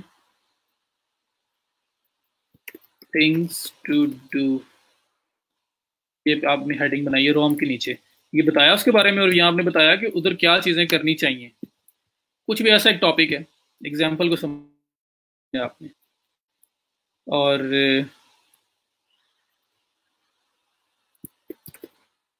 ट्रैवल गाइड, कुछ ऐसा एक आपने लिख दिया कि आपको क्या क्या ट्रैवल बता रहे हैं कि क्या क्या लेके जाना चाहिए, या things to bring with you, मैं ये कह देता हूँ things to bring with you, क्या आपको वहाँ लेके जाना चाहिए और क्या क्या वहाँ करना चाहिए। तो क्या एक्टिविटीज़ हैं, या एक्टिविटीज़ बना दूँ, कुछ भी। अब बस समझ लें कि ये दो हेडिंग्स हैं जो रोम के नीचे हमने डिस्कस की हुई है। इसको डिस्कस किया और फिर इसको डिस्कस किया। चलें, अब मैं आपको बताना स्टार्ट करता हूँ कि मैं इसमें समझाना क्या चाह रहा था। ये तो मैंने लिख दिया स्ट्रक्चर, टाइटल होता है, फिर उसके बाद पैराग्राफ स्टार्ट हुआ, फिर सेकंड एक हेडिंग स्टार्ट हुई, फिर उसके नीचे एक दो लाइनें डिस्कस हुई, फिर उसके बाद उसमें नंबर 1 रोम है और उसमें things to do, things to bring with you. ये अब आप ये सेम पैटर्न हर एक में फॉलो कर रहे हैं। कंट्रोल सी, मैं नेक्स्ट लाइन, नेक्स्ट में आ गया। अब ये नंबर 2 है, ये नंबर 1 नहीं है। मतलब फर्स्ट रोम खत्म हो जाएगा, फिर नंबर 2 आ जाएगा। अब नंबर 2 में भी हम कोई सा भी यहाँ पे देख लेते हैं, और कौन सा सिटी है, फ्लोरेंस फॉर एग्जांपल। हमने ये लिया, ये मैंने यहाँ पे लिख दिया। सेकंड प्लेस जो है वो है फ्लोरेंस, ठीक है, उसके बारे में लिख दिया। उसके बाद थर्ड प्लेस आएगा, उसमें भी पैटर्न सेम फॉलो हो रहा है। फ्लोरेंस, उसके नीचे things to do, things to bring with you. Rome, things to do, things to bring with you. Number 3 आएगा, उसमें भी डिस्कस करना है, फिर things to do, things to bring with you. उसके अंदर हमने कोई लिस्ट, कुछ ना कुछ इनको बुलेट्स, कुछ ना कुछ चीज दी हुई है। तो ये पैटर्न फॉलो करके हम पूरा आर्टिकल लिख रहे हैं। ये मैंने आपको पैटर्न समझा दिया। अब मुझे आपको ये बताना है कि पैटर्न मैंने किया क्यों है, तो वो जरा समझिएगा। यहाँ पे पहले ये पैटर्न समझने वाला नहीं था कि मैंने, ये तो सिर्फ आपको एक एग्जांपल दी है ना। तो ये जो मैंने अभी तक किया है उसमें कोई इतनी खास चीज नहीं थी, वो आपको पता है कि ऐसे कुछ स्ट्रक्चर होता है। जो समझने वाली चीज है वो आप आएगी। वो क्या है जी? सबसे पहले टाइटल है। इसको हम टाइटल भी बोलते हैं, टाइटल लिखा हुआ था, ठीक है। अगर मैं इसको लिख दूं हेडिंग, किसी को कोई एतराज होगा? टाइटल हेडिंग एक ही चीज है। और अगर मैं इसको लिख दूं, क्योंकि ये आर्टिकल का सबसे पहला जो टाइटल होता है ना, सबसे पहली हेडिंग होती है ये। इससे भी आप लोग एग्री करेंगे, टाइटल से पहले आपके आर्टिकल में, जब आप आर्टिकल लिखना स्टार्ट करते हैं तो सबसे पहले टाइटल आता है, और टाइटल से पहले कोई हेडिंग नहीं है, वो आर्टिकल की पहली हेडिंग है। तो अगर उसको मैं हेडिंग की जगह हेडिंग 1 लिख दूं तो किसी को कोई एतराज तो नहीं है। और अगर हेडिंग 1 को मैं H1 लिख दूं शॉर्ट फॉर्म के अंदर, तो किसी को कोई एतराज तो नहीं है। मुझे जरा इसका आंसर दीजिएगा, फिर मैं आगे जाता हूँ। कि टाइटल को मैं हेडिंग कह सकता हूँ, क्योंकि आर्टिकल की सबसे पहली हेडिंग होती है, तो मैं हेडिंग 1 भी बोल सकता हूँ। और हेडिंग 1 को अगर मैं शॉर्ट फॉर्म में लिखूं तो H1 भी लिख सकता हूँ। तो इसमें किसी को कोई एतराज तो नहीं है? सब लोगों को यहाँ पे एग्री है कि ऐसा हो सकता है?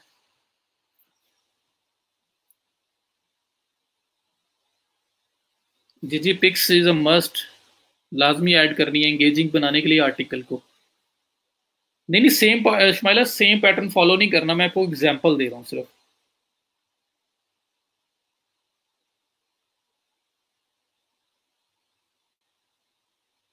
जी शकूर, आप सेंड कर देना, मैं चेक कर लूंगा, या उसके अंदर थोड़ी सी चेंजेस कर लेना बेस्ड ऑन माय सजेशंस, और उसके बाद जो है ना फिर आप उसको कर देना, तो मैं चेक कर लूंगा।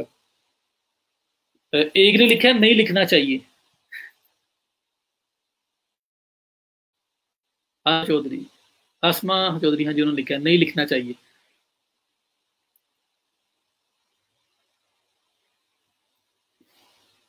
हम लिखते तो हैं ही नहीं, वो तो मैं आपको बताने के लिए बता रहा हूँ ना, समझाने के लिए। लिखते तो हम हैं ही नहीं। बस हमें पता होना चाहिए कि वह हेडिंग 1 भी होती है। और मैं आपको क्यों बता रहा हूँ, क्योंकि एसईओ के अंदर हम टर्म्स यूज करते हैं कुछ, और वो आपको सीखना जरूरी है। जी, क्लाइंट की तरफ से प्रोवाइड किया जाएगा, और अगर उसको पता ना हो तो आप उसको फाइंड करने में भी हेल्प कर सकते हैं। और हम क्योंकि एसईओ पढ़ने जा रहे हैं, तो कीवर्ड रिसर्च भी हम करेंगे, तो वो एक प्लस होगा आपके लिए।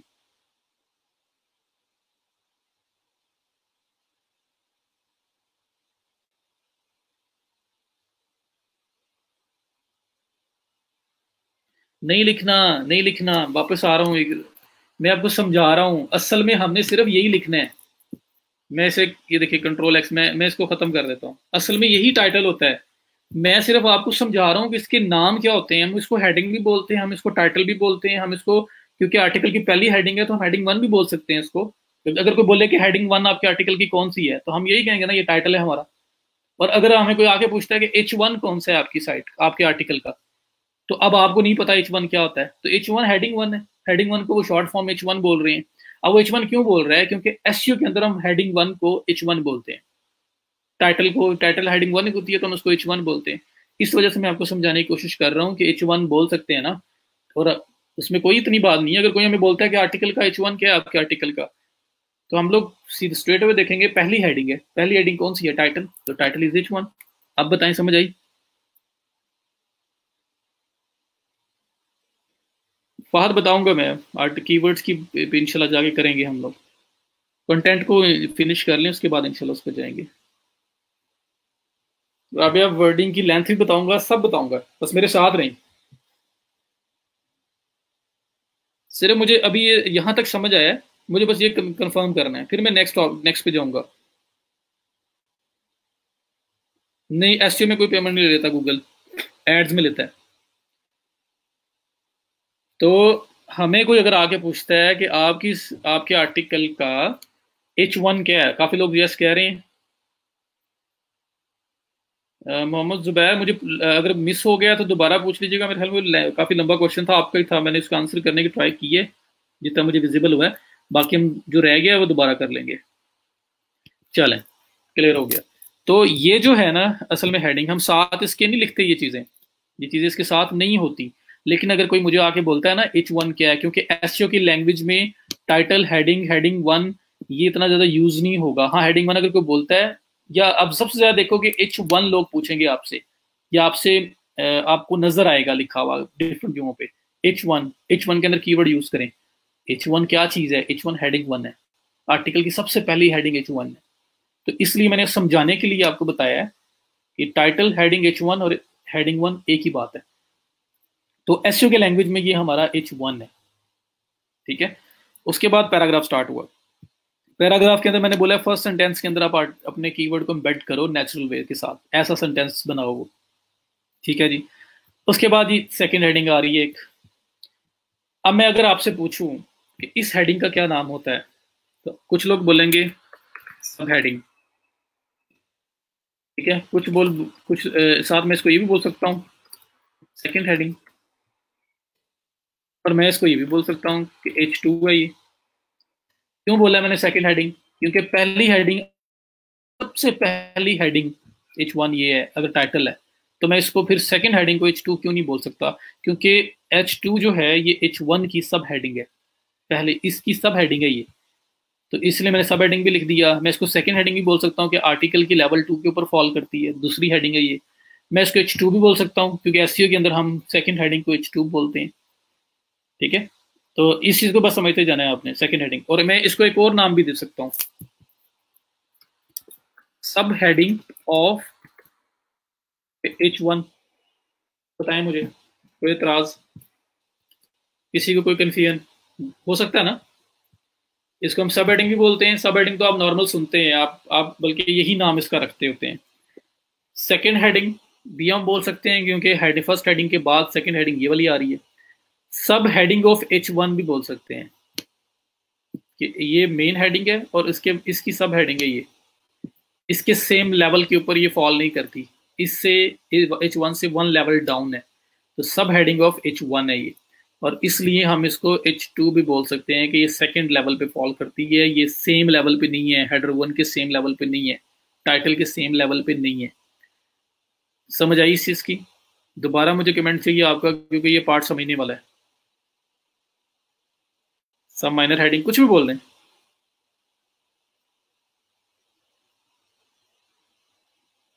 नो एतराज। चलें, गुड हो गया, कोई बात नहीं साजिद, आप दोबारा वीडियो देख लेना। चलें, नहीं समझ आई? उस्मान, एक आर्टिकल की हेडिंग्स होती हैं और सब हेडिंग्स होती हैं। मैं असल में उसको रिलेट करके आपको क्लियर करना चाह रहा हूँ कि एसईओ के अंदर ये कैसे बिहेव करती हैं। मैं असल में उधर लेके जा रहा हूँ आपको।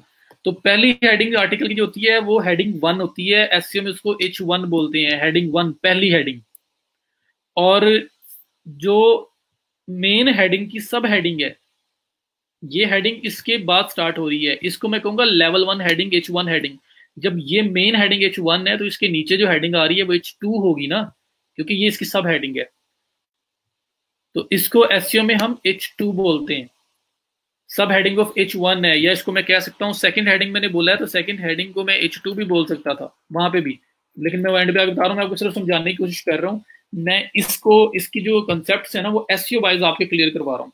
वरना हेडिंग, सब हेडिंग्स की भी आगे सब हेडिंग्स होती हैं, सब आपको पता है, सब आप लोग करते रहे। सिर्फ उसको अब एसईओ वाला थोड़ा सा रंग देना है, आपको पता चले कि एसईओ में ये चीजें क्या चीज है, ठीक है। तो ये H1 है, हेडिंग वन। इसकी जो सब हेडिंग है वो H2 होगी।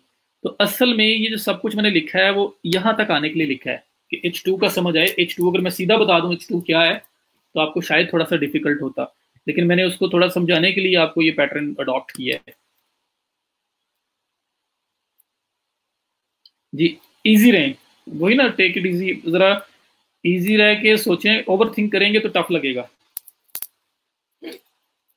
फॉन्ट स्टाइल वगैरह हमें डॉक्यूमेंट पे राइटिंग कर रहे हैं, हमें कोई इशू नहीं है। जब ये लाइव होगा ना, पब्लिश होगा, तब ये सब कुछ होगा। और ये फॉन्ट्स ही हैं, मैं बताता हूँ आपको इसके बारे में। चलें, ये आपकी हेडिंग 2 है, अगर आपको समझ आ गया है कि आर्टिकल की पहली हेडिंग H1 होती है और उसके बाद ये H2 होती है, तो अब ये आपकी H2 आ गई, ये आपकी H1 आ गया। इसके बाद फिर दो लाइनें डिस्कस हुई, एक हेडिंग और आ गई है। अब मैंने क्वेश्चन थ्रो करना है आप लोगों को। मुझे बताएं कि अगर ये वाली हेडिंग H1 थी और ये वाली हेडिंग H2 थी, तो ये वाली हेडिंग क्या है? ये रोम लिखा हुआ है, नंबर 1 फर्स्ट। ये जो लिखा है ये कौन हेडिंग है, इससे आपकी अंडरस्टैंडिंग का पता चलेगा और फिर मैं आपको बताऊंगा। ये हेडिंग्स में अक्सर लोग कंफ्यूज हो जाते हैं, इस वजह से मैं इसमें टाइम ज्यादा लगा रहा हूँ। H3 होगा, H3 ठीक है।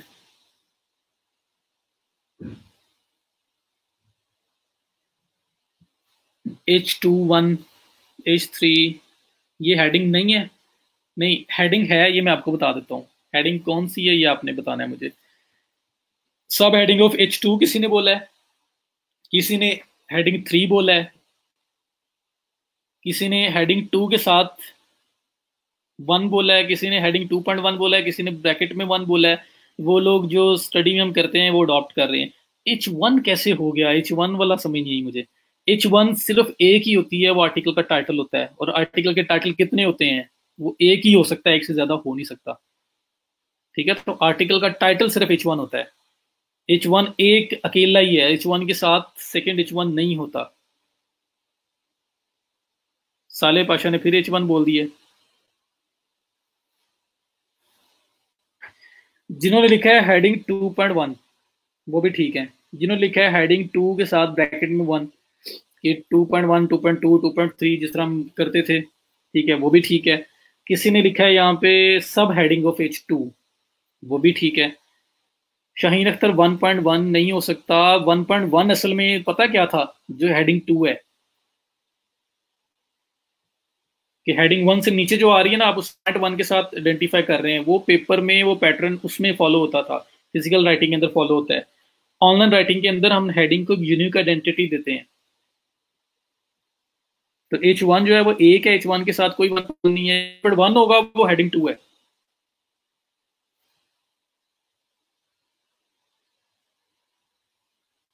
चले अब मैं आपको समझाता हूँ। ये लेवल 1 हेडिंग है। इस हेडिंग टाइटल का कोई नेमल बदल नहीं है, टाइटल के साथ कोई दूसरी हेडिंग स्टैंड नहीं कर सकती, ये मैं आपको क्लियर कर दूं। ठीक है, तो टाइटल जो है वो आपका एक ही होता है, H1 एक ही है आर्टिकल की। अब जिस एंगल से आप कह रहे हैं ना, मैं आपको थोड़ा सा वो भी बताता हूँ। आप कह रहे हैं जी H1 है, तो ये वाली हेडिंग जो आप बोल रहे हैं ना 1.1, वो ये है। इस हेडिंग को 1.1 भी बोल सकते हैं आप।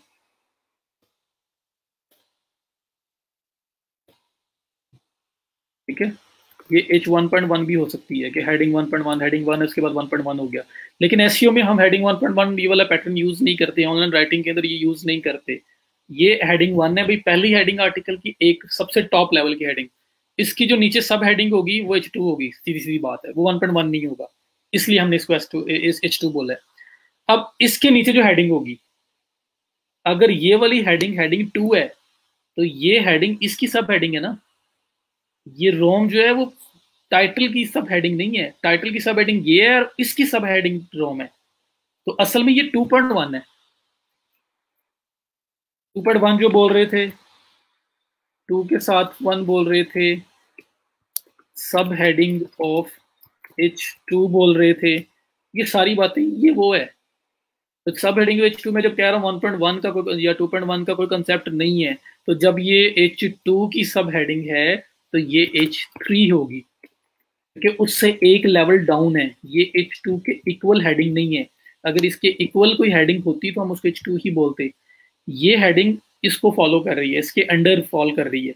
तो ये जब H2 है तो इसके अंडर जो फॉल करेगी वो 2.1 नहीं होगा, वो असल में नेक्स्ट लेवल चली जाएगी, जिसको H3 बोलेंगे, कि एक लेवल डाउन है। तो ये हेडिंग हमारी H3 है। बताएं समझ आई है जिन लोगों ने पहले कंफ्यूज हो रहे थे?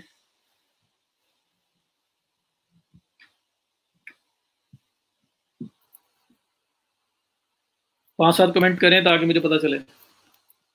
और फिर भी अगर किसी की अंडरस्टैंडिंग रह गई तो मैं किसी को जो है ना वो निगलेक्ट नहीं करने वाला बंदा, मतलब कि किसी को मैं डाउनग्रेड करूं कि उसको इतनी सी बात समझ नहीं आ रही, कोई इशू नहीं है। यहाँ पूछ रहे हैं, अगर वो एक दो लोग हैं, हर एक का एक अंडरस्टैंडिंग का अपना लेवल होता है, शायद उनको किसी और वे से समझ आ जाए। तो फिर भी कोई अगर रह गया तो आपने सीधा इनबॉक्स करना है मुझे, मैं आपको ज़्यादा अच्छे तरीके से ट्राई करूंगा बताने की। कोई अगर रह गया हुआ और क्लियर हो गया तो दैट इज़ गुड।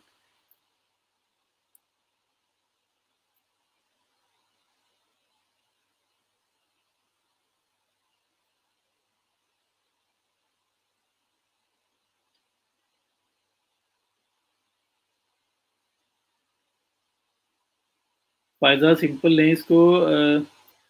इशू है तो बताएं, ये चीज़ें ना असल में ज़रूरी हैं, मुझे पता है कि बेस्ड ऑन माई एक्सपीरियंस, ये 9th बैच है मेरा। तुम थोड़ा सा बताना पड़ता है, कंसेप्ट इज क्लियर, थोड़ा सा रिपीट कर दें वो तो भी हो जाएगा। चलें, तो जी आर्टिकल की सबसे पहली हेडिंग H1, एससीओ के अंदर इसको H1 बोलते हैं। अब सीधी पते की बात पे आते हैं, ये आपका H1 है, ये हम इसको जैसे रेड कर लेते हैं, ठीक है। एससीओ के अंदर जो सब हेडिंग होती है जिसको आप 1.1 बोलते हैं, 1.1 कोई नहीं होता, डायरेक्ट H2 होता है। तो ये H2 है एससीओ के अंदर, सेकंड हेडिंग, जो हेडिंग आपकी मेन हेडिंग के बाद आ रही है, सब हेडिंग है इसकी, ये हेडिंग जो है वो डायरेक्टली इसकी सब हेडिंग है, तो ये H2 है। अब रोम जो है वो इसकी सब हेडिंग है, H2 की सब हेडिंग है, तो वो 2.1 कुछ नहीं होता, वो स्ट्रेट अवे H3 है। तो अब ये इधर सीधे से कॉन्सेप्ट पे आ जाए। अब आपको पता चलता है कि आपको कितनी समझ आई है, अभी साफ साफ पता चल जाएगा। मुझे ये बता दें, ये हेडिंग क्या है? फ्लोरेंस, ये रोम था, H3 है। फ्लोरेंस हेडिंग क्या है, ये मुझे बताएं, ये क्या है? इस हेडिंग को क्या बोलेंगे?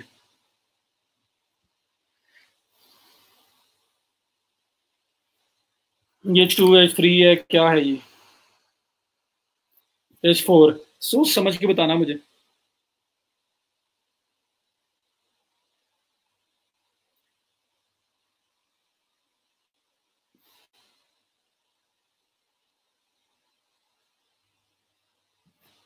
असल में मैं एकेडमिक रेटिंग की जब बात कर रहा था, उसमें ये है एकेडमिक्स वाली में कि वहाँ पे अब 2.1 2.2, एक अगर हेडिंग है ना, हेडिंग 2, उसके नीचे जितनी हेडिंग्स आएंगी वो 2.1 2.2 2.3 होगा। और अगर उसके नीचे भी कोई आ जाती है, 2.1 के नीचे आती है, तो वो 2.1.1 हो जाता है। वो हेडिंग लिखने का वे है। जो उसको ऑनलाइन राइटिंग हम करते हैं ना, जब वेबसाइट पे पब्लिश होती है, वहां पे हमें टैग्स असाइन करने होते हैं, हेडिंग को लेवल असाइन करना होता है। गूगल रीड करता है H1 को, H2 को, H3 को, 4 को, 5 को, गूगल ये टैग्स रीड करता है। इसके बेस पे उसको पता चलता है कौन सी मेन हेडिंग हेडिंग 1 है, कौन सी सेकंड पे, कौन सी थर्ड पे, कौन सी फोर्थ पे है। अगर आप गूगल को वो नहीं बताएंगे ना, वो टैग्स असाइन नहीं प्रॉपर करेंगे, तो गूगल को कुछ नहीं पता वो क्या है। ठीक है, वो उसको simple as a paragraph, as a simple एक लाइन ही लेगा, एक सेंटेंस कंसिडर करेगा, उसको कोई प्रॉपर हेडिंग कंसिडर नहीं करेगा, हमें टैग्स देने पड़ते हैं। तो अब लिखते हुए तो 2.1.1 लिख भी दो।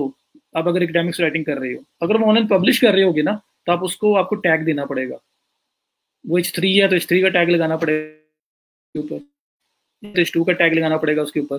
तो ये इस तरह से होता है। तो ये टैग्स हैं असल में, वेटेज है इनकी। Headings are very important in SEO.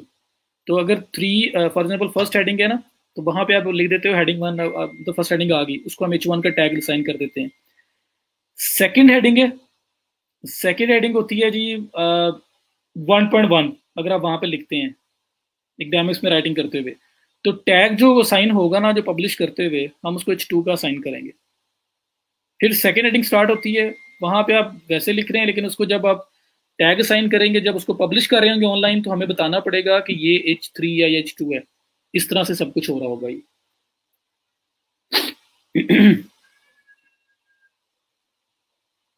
Hamza को क्यों मारे हैं सारे भाई? H6 H4 H3 होंगी सारी, H3 आ रही हैं सब। मैं बता देता हूँ आपको, मुझे बताना पड़ेगा। अच्छा,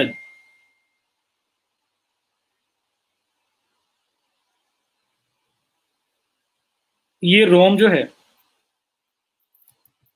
इस रोम और इस फ्लोरेंस, ये दो जो मेन एरियाज बताए हुए हैं, मुझे बताएं कि इन दोनों के अंदर क्या रोम को प्रायोरिटी है फ्लोरेंस के ऊपर? ये दोनों एक ही लेवल की हेडिंग्स हैं, या ये वाली हेडिंग इस हेडिंग से एक लेवल अप है, या फ्लोरेंस रोम की सब हेडिंग है, या ये इक्वल लेवल की हेडिंग्स है? क्या नजर आ रहा है आपको? रोम जो है वो, अब देखिए सिटीज डिस्कस हो रही है। नंबर 1 रोम है, नंबर 2 फ्लोरेंस है, नंबर 3 कोई आएगी, 4 आएगी, 5 आएगी, 6 आएगी, 20 आएंगी। ये 20 के 20 जो सिटी जो एरियाज है ना, जो भी मेंशन कर रहे हैं हम लोग, कैपिटल्स हैं, सिटीज हैं, जो भी हैं, ये सारे के सारे एक ही लेवल पे फॉल करते हैं। इनमें से किसी को किसी में प्रायोरिटी नहीं है।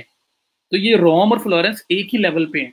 तो जब रोम जो है वो H3 में है, तो फ्लोरेंस फिर H4 में या बाकी लोग जो बोल रहे हैं उसमें क्यों जाएगा? ये H3 है, क्योंकि इसके और इसके लेवल में कोई डिफरेंस नहीं है। रोम भी here is the list of 20 best places to travel in Italy का की सब हेडिंग है, और फ्लोरेंस भी इसी की सब हेडिंग है, उसी लेवल की हेडिंग। इन दोनों में से किसी को प्रायोरिटी नहीं मिली हुई। ये नंबर 1 है, बस वो नंबर 2 है।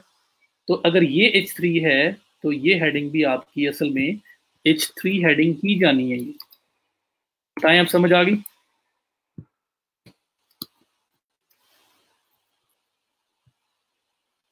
जी, ये जिन्होंने बोला है कि सारे cities name of cities same है, वो ऐसे ही है।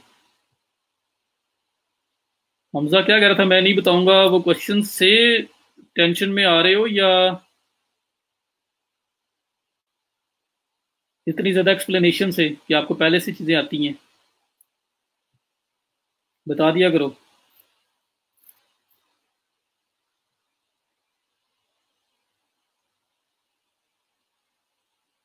जी, Florence is also the heading of H2। Simple concept है कि हेडर 2 की वो सब हेडिंग है और सेम लेवल पे है रोम के।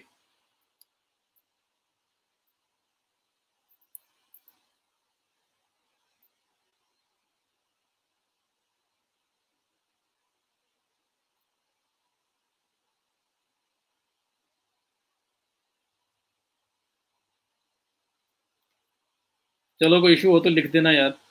अच्छा, तो ये H3 है। अब इसके बाद जो 18 और भी हम लोकेशंस डिस्कस करेंगे ना, वो सारी हेडिंग 3 हैं, क्योंकि वो सारी H2 की सब हेडिंग्स हैं। तो यहाँ तक आपको क्लियर होना चाहिए। अब एक और टेस्ट है। ये जो थिंग्स टू डू और things to bring with you, ये दो हेडिंग्स बनी हुई हैं रो के नीचे। थिंग्स टू डू जो है, मुझे बताओ ये किस लेवल की हेडिंग है? थिंग्स टू डू क्या है? कौन सी हेडिंग है? ये लास्ट है। ये बता दो, आपको समझ आ गई, समझो।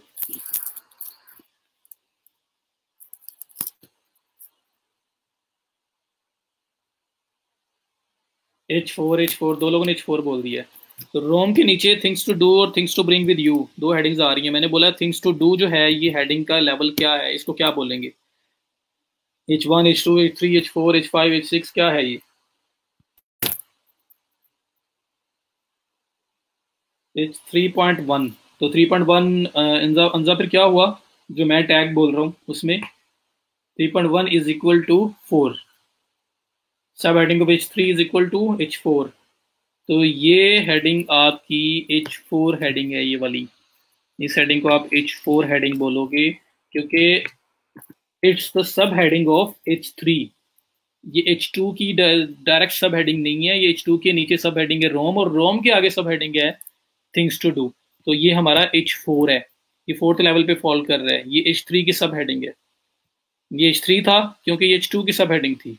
ये H4 है क्योंकि ये H3 की सब हेडिंग है। और ये things to bring with you, क्योंकि ये और थिंग्स टू डू दोनों सेम लेवल के ऊपर फॉल कर रही हैं, तो ये भी आपका H4 ही है। कुछ लोगों ने ये भी बता दिया है, क्योंकि ये सेम लेवल पे हैं। दोनों जो हैं वो रोम के नीचे फॉल कर रही हैं, रोम की सब हेडिंग है। तो रोम जब H3 है, तो ये दोनों H4 हैं। सेम वे से फ्लोरेंस H3 है, तो उसके नीचे ये दोनों हेडिंग्स आपकी H4 आएंगी। ठीक है जी, क्लियर है ये वाला पार्ट? ये हेडिंग्स हैं, ये लेवल्स वाइज आपको पता होना चाहिए कि किस तरह से आप इनको टैग असाइन करेंगे। और लास्ट क्वेश्चन सिर्फ, अगर थिंग्स टू डू के नीचे भी कोई एक हेडिंग आ गई, तो उस हेडिंग को क्या बोलेंगे? Things to do H4 heading है, इसके नीचे एक और हेडिंग डिस्कस कर दी है आपने, तो वो हेडिंग क्या होगी? H5। ये आपको समझ आई, अब आप लोगों को समझ आ गई। मैं अगेन बोल रहा हूँ जी, वो बहुत ऊपर वाली दोनों के दोनों H4 हैं, और अगर H4 के नीचे एक हेडिंग आ गई तो वो H5 है। इस H4 के नीचे कोई हेडिंग आ गई तो वो H5 है। H5 के नीचे कोई हेडिंग आ गई तो H6 है। तो ये कॉन्सेप्ट होता है कि आपने जो प्रीवियस हेडिंग है उसको फॉलो करने हैं। अगर आप H3 के नीचे आ रहे हो तो H4 है, अगर आप H2 के नीचे आ रहे हो तो H3 है, आप H4 के नीचे एक हेडिंग लेके आ रहे हो तो H5 है वो हेडिंग। तो ये कॉन्सेप्ट हैं, ये लेवल्स हैं हेडिंग्स के। ठीक हो गया जी। जितने भी सिटीज हैं वो सारे के सारे H3 होंगे, क्योंकि किसी भी सिटी को किसी दूसरी सिटी की प्रायोरिटी नहीं है। सारे के सारे सिटीज जो हैं वो H2 की सब हेडिंग्स हैं, तो सारे के सारे सिटीज H3 होंगे। सिटीज के अंदर जाओगे तो फिर हाँ, क्योंकि सिटी H3 है तो उसके अंदर जो भी हेडिंग होगी वो H4 होगी। और अगर इन हेडिंग के नीचे भी कोई हेडिंग लेके आओगे H4 के नीचे, तो वो H4 की सब हेडिंग है, इस वजह से वो 4.1 नहीं होगा, वो 5 होगी। जी समझ आ गया सबको? अब मुझे ज्यादा सारे यसेस चाहिए।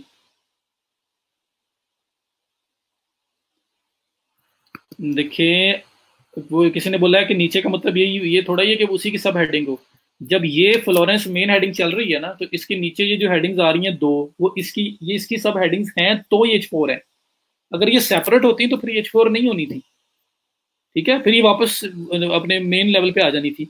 तो H3 के नीचे अगर हैं तो मैं उनको H4 बोल रहा हूँ। H4 के नीचे अगर कोई हेडिंग होगी तो वो H5 होगी, और अगर इसके नीचे एक हेडिंग है तो वो हेडिंग जारी बात है इसी को फॉलो कर रही है, वो कोई H2 के नीचे की हेडिंग थोड़ी होगी।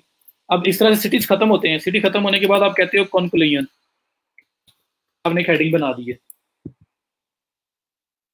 ठीक है, ये आपने एक हेडिंग बना दी कॉन्क्लूजन। सारा 20 के 20 सारे सिटीज खत्म हो गए, उनका आपने सिटीज भी बता दिए, उनके नीचे things to do, things to bring with you, सब कुछ आपने ओके कर दिया। कॉन्क्लूजन कौन सी हेडिंग होगी, बताएं मुझे। ये H2 के मैं इसके नीचे नहीं बता रहा, मैं ये खत्म हो गए हैं सारे।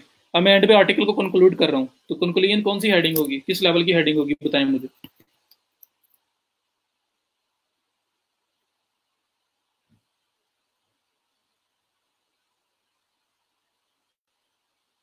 शेप शायद नहीं, H5 में। आप समझे, मैं कह रहा हूँ कि आर्टिकल खत्म हो गया, 20 की 20 लोकेशंस खत्म हो गई, 20 locations, things to do, things to bring with you, सब खत्म हो गया। अब मैं नीचे सिर्फ पूरा आर्टिकल कंक्लूड कर रहा हूँ।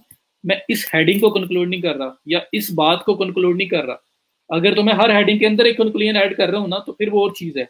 मैं आर्टिकल की ऑन द होल पूरे आर्टिकल को कंक्लूड करने लगा हूँ कि मेरे आइडिया के मुताबिक कौन सी एजुकेशन ज्यादा अच्छी है, कौन सी नहीं है, क्या है, वो करके मैंने वाइंड अप करना है आर्टिकल। तो मैं आर्टिकल को कंक्लूड कर रहा हूँ, मैं किसी एक सिटी को कंक्लूड नहीं कर रहा। तो अब इसलिए H1 तो नहीं हो सकता, H1 से छोड़ दें, H1 सिर्फ टाइटल है। कंक्लूड कर रहे हैं पूरे आर्टिकल को, मेरी इस बात पे फोकस करें, पूरे आर्टिकल को कंक्लूड कर रहे हैं।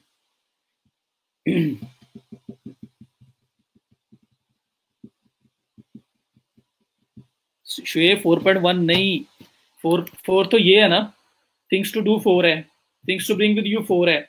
इसके नीचे मैं अगर कोई कंक्लूजन इसको कंक्लूड करता हूँ, थिंग्स टू डू को कंक्लूड करता हूँ, तो वो H5 होगा।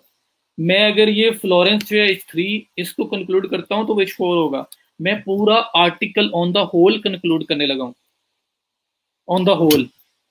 तो मैं यहाँ पे देखें, मेन टाइटल के बाद एंटर हुआ था, ये मेरा मेन टाइटल था, उसके बाद मैं एंटर हो गया था सब हेडिंग के अंदर, H2 के अंदर। और H2 के बाद मैंने सारे सिटीज डिस्कस किए, H3 में सब कुछ वही करता रहा। अब उसके बाद वो सारे सिटीज खत्म होने के बाद मैं बाहर वापस मेन पे आ गया, और मैं पूरे आर्टिकल को ऑन द होल कंक्लूड कर रहा हूँ। तो कंक्लूजन जो आपकी है वो H2 है, वो सेम लेवल की हेडिंग है जिस लेवल पे आपकी H2 है। आप पूरा आर्टिकल कंक्लूड कर रहे हो, आपने मेन हेडिंग रखी, सब हेडिंग ये दी, और उसके अंदर फिर सारा डिस्कस कर दिया। अब आप वापस बाहर आए हो और आगे कंक्लूजन करने लगे हो, कंक्लूड करने लगे हो। तो H1 तो कंक्लूजन हो नहीं सकती, क्योंकि वो तो टाइटल है।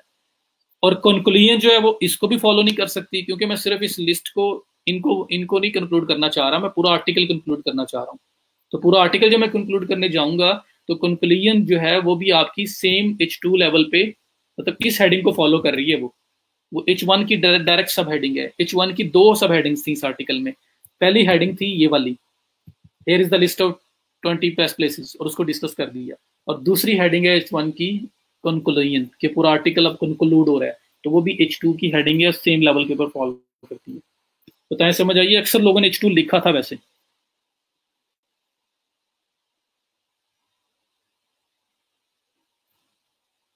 H3 कैसे आएगा? अगर आप H3 पे जाते हो ना, तो फिर कॉन्क्लूजन जो है वो रोम के लेवल की हेडिंग है।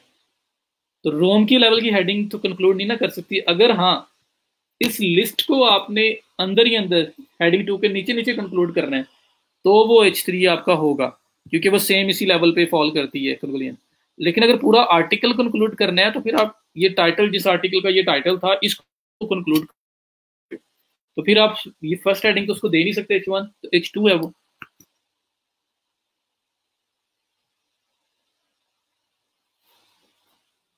चले माशाल्लाह। फिर भी स्टिल किसी का कोई क्वेश्चन हुआ, कुछ भी हुआ, तो मुझसे पूछ लेना। ये जो वीडियो के अंदर जो है बड़े गुस्से गुस्से वाले भी, वो एंग्री वाले भी बने हुए हैं। शहबाज मलिक ने शायद किया है, किसने किया है।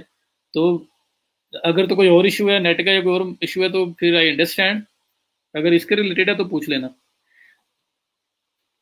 जी, ये शेब आपने सही बताया है। H1 जो है वो था लिस्ट, ये वाली। और H1.2 जो है ना, वो आपकी कंक्लूजन है। तो हम 1.1 1.2 फॉलो नहीं करते, बस वो H1 की सब हेडिंग्स हैं, तो दोनों एक ही H2 का टैग असाइन होगा।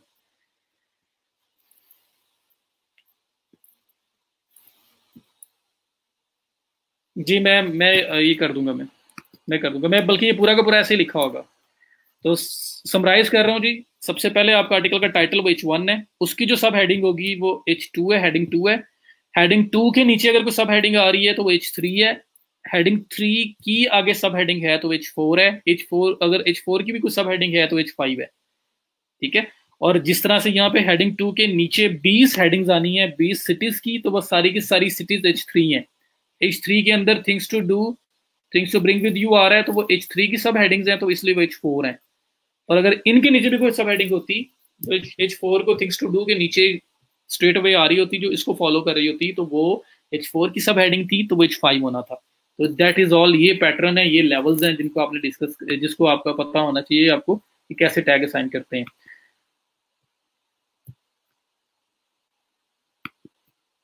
जी, प्राइमरी कीवर्ड हेडर में यूज कैसे करना है, मैंने आपको ये बताया था। ये देखिए, कीवर्ड था best places to travel in Italy, और कीवर्ड ऑलरेडी काफी लेंथी था, लॉन्ग टेल था, तो मैंने उसके साथ सिर्फ 20 लगाया है। और अगर कीवर्ड छोटा होता तो फिर लाइक होता बेस्ट प्लेसेस टू ट्रैवल, या ट्रैवल इन इटली अगर मेरा कीवर्ड होता, तो भी 20 best places to travel in Italy. मैं ये कर एक कंप्रीहेंसिव से टाइटल बना सकता हूँ। और मैंने आपको वीडियो में पहले भी शेयर किया है कि आप गूगल पे जाके अपना मेन कीवर्ड सर्च करें और देखें कि किस तरह के टाइटल्स यूज हो रहे हैं, किस तरह की डिस्क्रिप्शन यूज हो रही हैं। उस बेस पे आप अपना टाइटल सेलेक्ट करें, क्योंकि ये वो है जो गूगल रैंक कर रहा है, इस तरह की चीज़ों को रैंक कर रहा है। तो आप भी उसी अप्रोच के साथ जाओ। तो ये आपका हेडिंग्स का पार्ट हो गया क्लियर। तो टैग जो है वो पब्लिश करते हुए होता है। जब हम पब्लिश करने वाली साइट पे जाएंगे तो हम वहां पे करेंगे। जी, एक हेडिंग को बार बार नहीं करना। मैंने इसलिए नेचुरल का वर्ड यूज किया है कि हमने नेचुरल कंटेंट लिखना है। नेचुरल, कोई ऐसा ना लगे जबरदस्ती कोई चीज ऐड कर रहे हैं, कोई प्रॉब्लम हो रही है। और टैग्स वगैरह वाला पार्ट होगा जब हम लोग पब्लिश करने जाएंगे।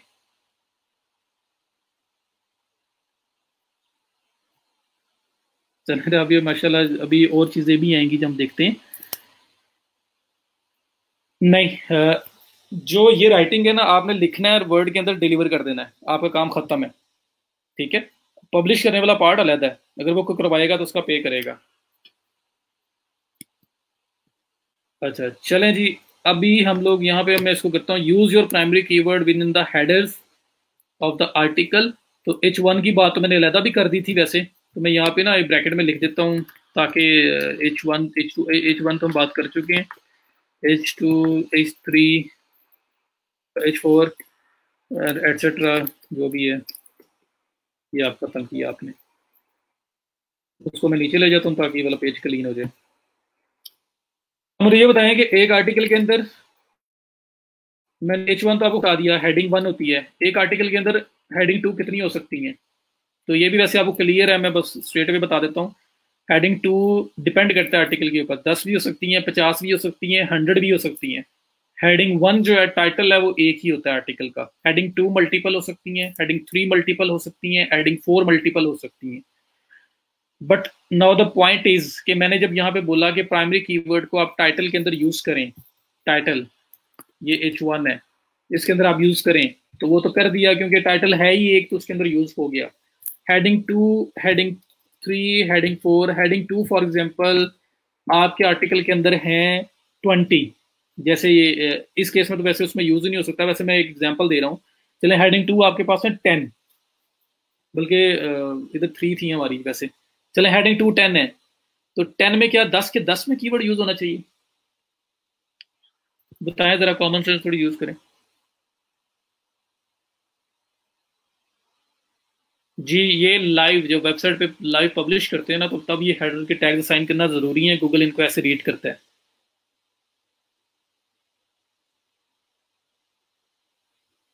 जी जी, तलाल मेटा टैग्स भी आएंगे, एसईओ के अंदर आएंगे। आज मैं सिर्फ कंटेंट की बात कर रहा हूँ।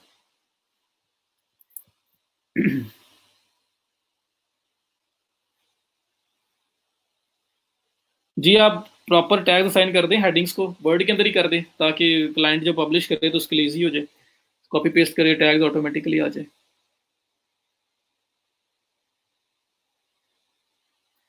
देखें, किसी मैं आपको बता देता हूँ, नहीं अच्छा नहीं है।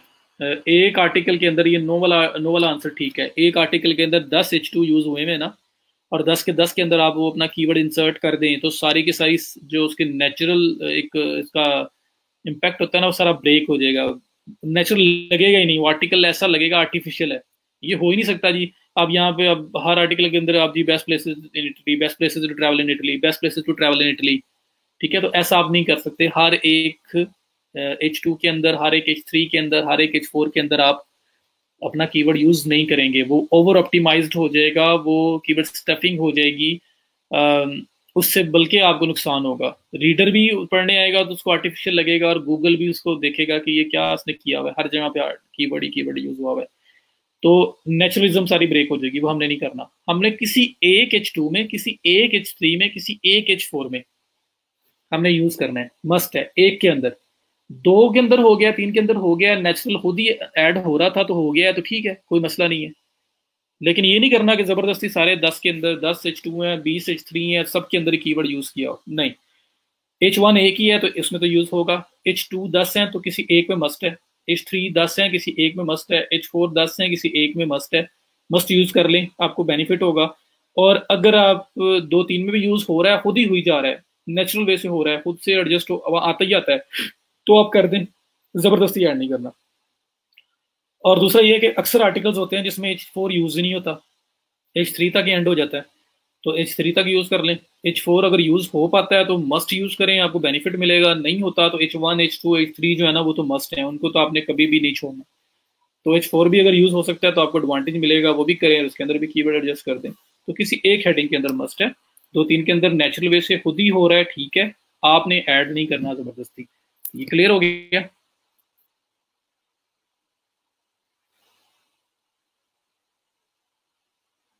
जी, it will be considered as spam. जी, बार बार एक वर्ड लगता हो गया। उसके बाद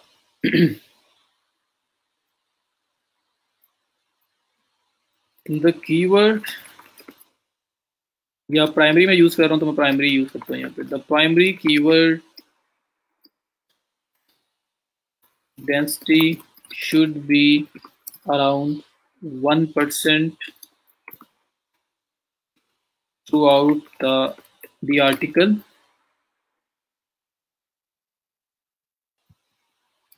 more or less throughout the article. The primary keyword density should be around 1% more or less throughout the article. क्या समझ आइए?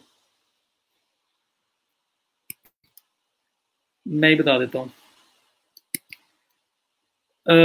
एक आर्टिकल है 1000 वर्ड्स का, 1000 वर्ड्स का 1% निकाल लें, कितना बनता है?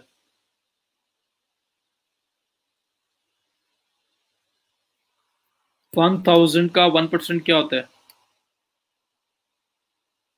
रहमान पिक्चर्स वगैरह सब कुछ वो पब्लिश करते हुए आएगा। जब हम सिर्फ आर्टिकल राइटर हम एज ए काम कर रहे हैं ना, तो हमें पिक्चर्स वगैरह देना जरूरी नहीं है, क्लाइंट बोलेगा तो दे देंगे, अब उसने वो पब्लिश करते हुए कहाँ ऐड करना है, कैसे ऐड करना है, इट्स अप टू हिम कि वो कैसे कर रहा है। जी, 1 कीवर्ड इन 100 वर्ड्स।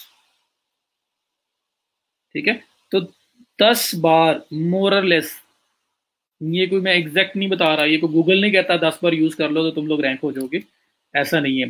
तो 1000 वर्ड का आर्टिकल है तो अराउंड 1% आप उसके अंदर अपना कीवर्ड एग्जैक्ट यूज करें, exact keyword. Best places to travel in Italy आपके 1000 वर्ड के आर्टिकल के अंदर अराउंड 10 टाइम्स यूज हो जाए। ये 12-13 बार भी हो सकता है, 14 बार भी हो सकता है, ये 7-8 बार भी हो सकता है, 9 बार भी हो सकता है। तो मोर और लेस का वर्ड मैंने इसलिए यूज किया है, नेचुरल वे से लिखते हुए आप कैसे इम्बेड कर सकते हैं उसको करें, लेकिन 1% के अराउंड रहे, थोड़ा सा ऊपर थोड़ा सा नीचे हो जाए तो होगा क्या कि आप सेफ रहेंगे। आपके कभी कोई ऐसा फुटप्रिंट नहीं गूगल को जाएगा कि ये बंदा तो सिर्फ रैंक करना चाह रहा है, रैंक करने के लिए इसने यहाँ पे ऐसा किया हुआ है, ये कीवर्ड यूज कर रहा है। ठीक है, तो ये इसलिए आपको बता रहा हूँ 1% सेफ साइड है। तो एग्जैक्ट मैच, ये ब्रेक नहीं करना। Exact keyword, best places to travel in Italy, ये कीवर्ड आपका अराउंड 10 टाइम्स 1000 वर्ड्स में। 500 वर्ड्स हैं तो अराउंड 5 टाइम्स मोर और लेस, 3-4 बार भी हो सकता है, 6 बार भी हो सकता है। ठीक है, इसलिए मोर और लेस का वर्ड यूज किया क्योंकि it's not to be exact.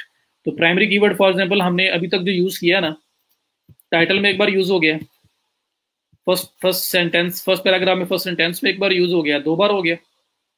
अगर हमने H2 H3 H4 तीनों यूज किए हुए थे आर्टिकल के अंदर और तीनों में सिर्फ एक एक H1, एक H2 के अंदर, एक H3 के अंदर और एक H4 के अंदर हमने एम्बेड किया है, कीवर्ड को ऐड किया है, तो 3 बार ये हो गया, 2 बार ऊपर हो गया, 5 बार हो चुका हुआ है। अब आर्टिकल आपका 1000 वर्ड के, तो बाकी 5 बार आपने उसको स्प्रेड करना है, मिड में, एंड पे स्प्रेड कर देना है उसको। तो लास्ट पैराग्राफ में मिड के अंदर को 2-3 बार 4 बार यूज कर दें, एक बार बार लास्ट पैराग्राफ में यूज कर दें, तो ये आपका वो 5 बार जो रह गया है ना, वो बाकी सारे आर्टिकल पे स्प्रेड होना है। तो टाइटल हेडिंग्स मिला के, फर्स्ट सेंटेंस मिला के, सारा मिला के जो एक्यूमुलेटेड टोटल आपकी डेंसिटी हो वो अराउंड 1% हो एग्जैक्ट कीवर्ड की। क्लियर है?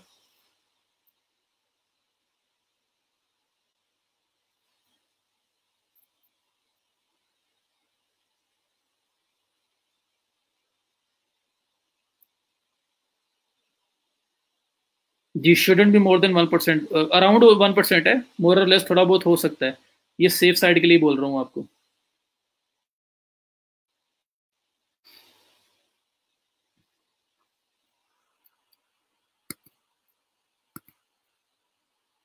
यार कोई बात नहीं, कि क्वेश्चन आता है तो कोई बात नहीं, आने दिया करें, डिस्करेज ना किया करें, बेचारे ने दोबारा पूछना नहीं है।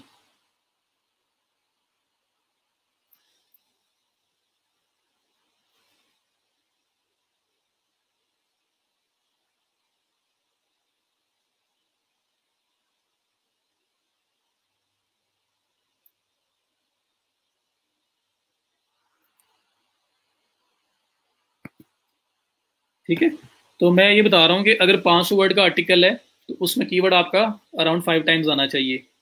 ऊपर नीचे हो सकता है, 1-2 की मार्जिन है, 2 नीचे हो जाए 2 ऊपर हो जाए, ज्यादा ना करना, 5 की बजाय 10 बार यूज कर दो, 2% पे चला जाएगा, वो थोड़ा सा अग्रेसिव अप्रोच हो जाती है। और अगर 1000 वर्ड्स हैं तो अराउंड 10 टाइम्स, 1500 वर्ड्स हैं अराउंड 15 टाइम्स, 2000 वर्ड्स हैं अराउंड 20 टाइम्स। तो डिपेंड करता है मोर और लेस, वो 15 से 20 के सेंटर में भी हो सकता है, वो 20, 21, 22 बार भी हो सकता है, अगर नेचुरल वे से खुद ही ऐड हो गया है करते करते, आपने कोई इसमें आर्टिफिशियली ऐड नहीं किया, तो दैट्स फाइन।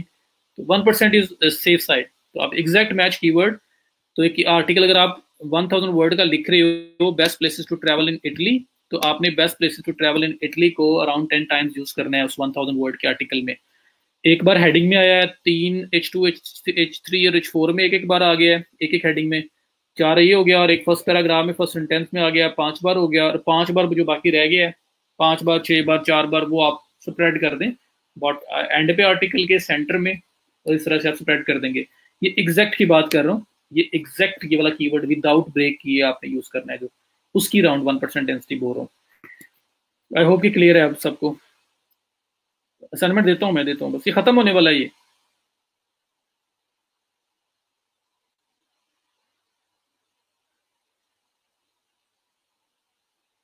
नहीं, मोर देन 1 कीवर्ड है तो फिर स्प्रेड करेंगे, वही 1% को सब पे डिवाइड करेंगे। एक की बजाय 2 कीवर्ड है तो फिर 5-5 बार दोनों को यूज कर लो। ये नहीं कि आप 2 कीवर्ड अगर एक आर्टिकल पे हैं तो एक 10 बार, दूसरा भी 10 बार, वो 2% हो जाएगी, वो नहीं करना हमने। अच्छा, उसके बाद अब देखें एग्जैक्ट जो है ये वाला यूज करने पे हमें डर है कि हमें कोई पेनलाइज ना हो जाए, हमारा रेड जोन के अंदर ना आ जाए, कोई प्रॉब्लम ना आ जाए। तो इस वजह से हम लोग अवॉइड कर रहे हैं कि हम लोग इसको ज्यादा यूज ना करें ताकि हम सेफ रहें। लेकिन हमें आर्टिकल की रेलिवेंसी अचीव करनी है टॉपिक पे मैक्सिमम लेवल पे। लेकिन ये हमारी लिमिट है कि हम इस सेम कीवर्ड के साथ जा नहीं सकते। तो हमारे पास एक और वे है, हमने आर्टिकल की रेलिवेंसी अचीव करनी है। हम कहते हैं चलो ठीक है, एग्जैक्ट ना यूज किया, जितना बार कर लिया उसका तो एडवांटेज मिलेगा ना, साथ हम रिलेटेड कीवर्ड यूज कर लेते हैं। ठीक है, तो उसके लिए आपने क्या करना है, use LSI keywords along with the primary keyword to achieve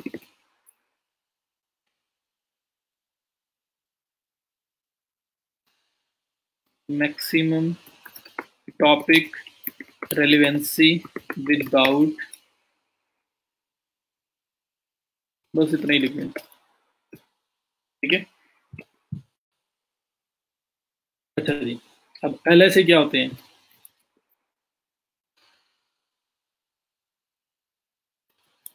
LSI graph related keywords होते हैं ये। आपने एक वे तो इसका ये होता है कि मैं आपको मैनुअल पे भी बता देता हूँ और ऑटोमेटेड पे भी बता देता हूँ। तो आपके पास ये टूल है lsigraph.com, ये मैं इसके साथ यहाँ पे लिख देता हूँ। You can use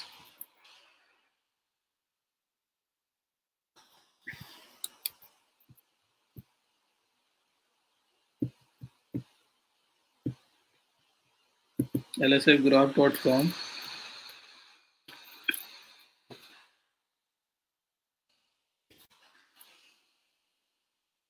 to find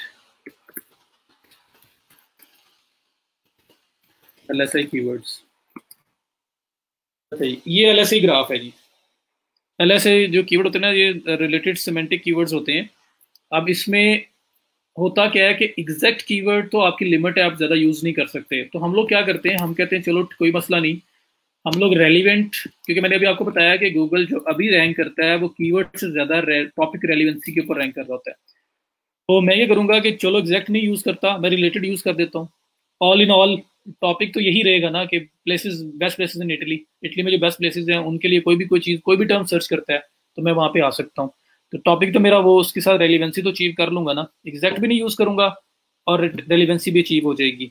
तो उसके लिए हम क्या करते हैं कि हम अपना जो मेन कीवर्ड है उसको उठा के lsagraph.com पे लगाएंगे और जनरेट पे क्लिक करेंगे।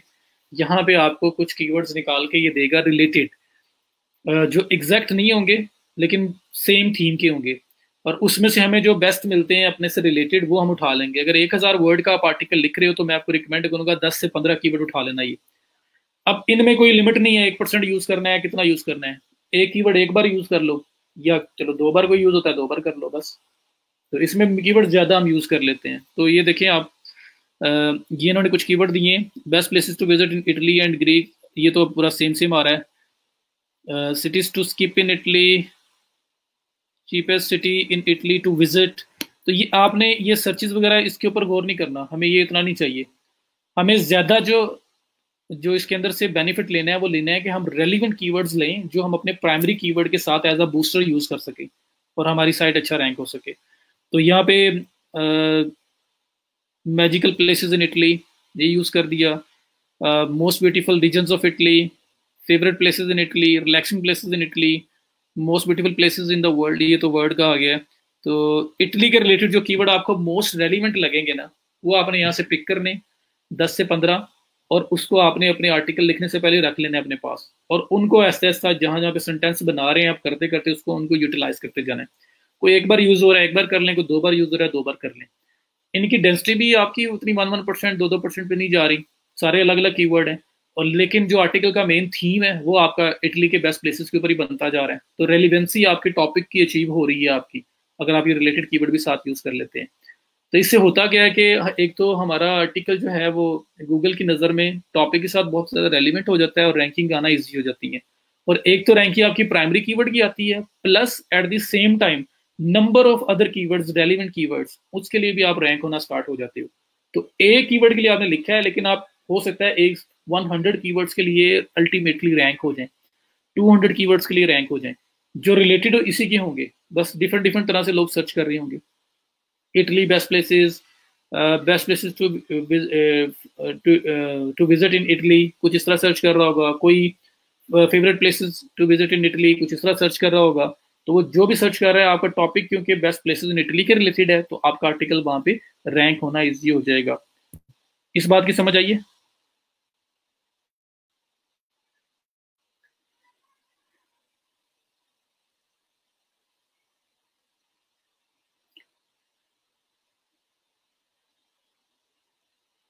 मैं ये बोल रहा हूँ कि आपका प्राइमरी कीवर्ड था best places to visit in Italy, उसको हमारी लिमिट है कि हमने 1% से ज़्यादा यूज़ नहीं करना। 1000 वर्ड में 10 टाइम्स के आसपास यूज़ करना है, इससे ज़्यादा यूज़ नहीं करना, वरना गूगल ये बोलेगा कि ये पर्सन तो आया ही सिर्फ इस आर्टिकल को रैंक करने के लिए और इस कीवर्ड को बार बार यूज़ की जा रहा है, इस कीवर्ड के लिए इसने रैंक होना है इसलिए यूज़ कर रहा है।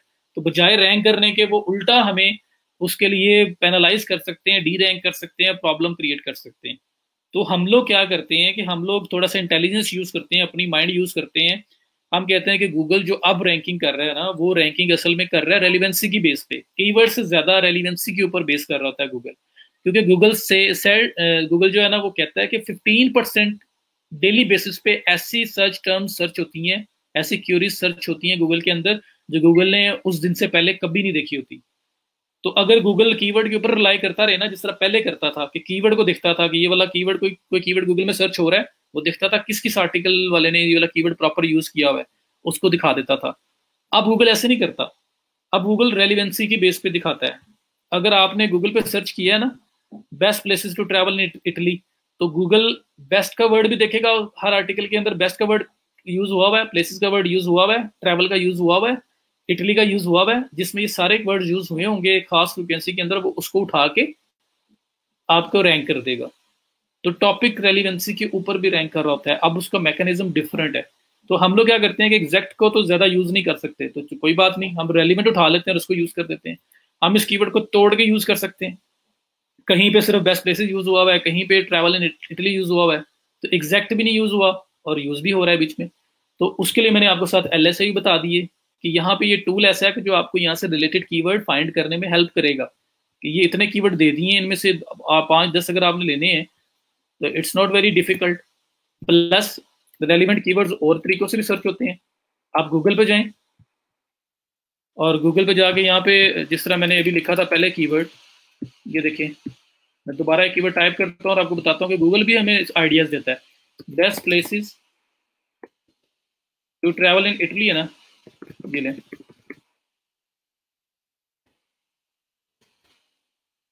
ये देखिए, इन जून, इन मार्च, इन जुलाई, इन सितंबर, अगस्त, अप्रैल 2020, इन दिसंबर। अब मैं स्पेस दे के अगर ए लगाऊंगा ना, alone, April, at Christmas, August, alone, and France, and Y, best places to visit Italy and Y, ये ए लगाया। मैं उसके बाद बी लगाऊंगा तो ये देखें, Italy beaches, Italy by train, by the sea, कितने रेलिवेंट कीवर्ड्स मेरे सामने आ रहे हैं। सी लगाऊंगा, ये आ रहे हैं मेरे पास। स्टार्ट में अगर लगाना स्टार्ट कर दूं, ए बी सी, इस तरह से डिफरेंट आप उधर से भी कर सकते हैं। उसके अलावा अगर आप सेम कीवर्ड को एज इट इज यहाँ पे सर्च करें, आपका जो फर्स्ट पेज आता है उसमें स्क्रॉल डाउन करते जाएं, ये एंड पे आपको search related to best places to, जो इटली, जो लोग बाकी लोग भी सर्च कर रहे हैं, ये भी कीवर्ड्स मिल रहे हैं, आप इनको उठा के यूज कर सकते हो। ये होते हैं एग्जैक्ट, इसके अंदर best places to visit in Italy सारा आपका लाजमी आएगा, तो ये रिलेटेड है। और ये जो होते हैं ये सेम थीम वाले होते हैं बट एग्जैक्ट नहीं होते। तो इस तरह जिस तरह ये चीपेस्ट वाला आ रहा है, cities to skip in Italy आ रहा है, उसके बाद यहाँ पे आ रहा था आपके पास most beautiful places in northern Italy आ रहा है। तो ये आपको थोड़ा सा रिलेटेड मिलते हैं, लेकिन सेम थीम के होते हैं, लेकिन वर्डिंग सेम नहीं होती। जो गूगल से मिलते हैं उसमें वर्डिंग सेम है, तो ये प्योरली रिलेटेड है। इनमें से कुछ पिक करके आप लोग यूज कर देंगे आर्टिकल, तो सेम कीवर्ड बार बार यूज भी नहीं हो रहा, लेकिन टॉपिक जो है सेम, वो आप लोग सेम की जा रहे हैं।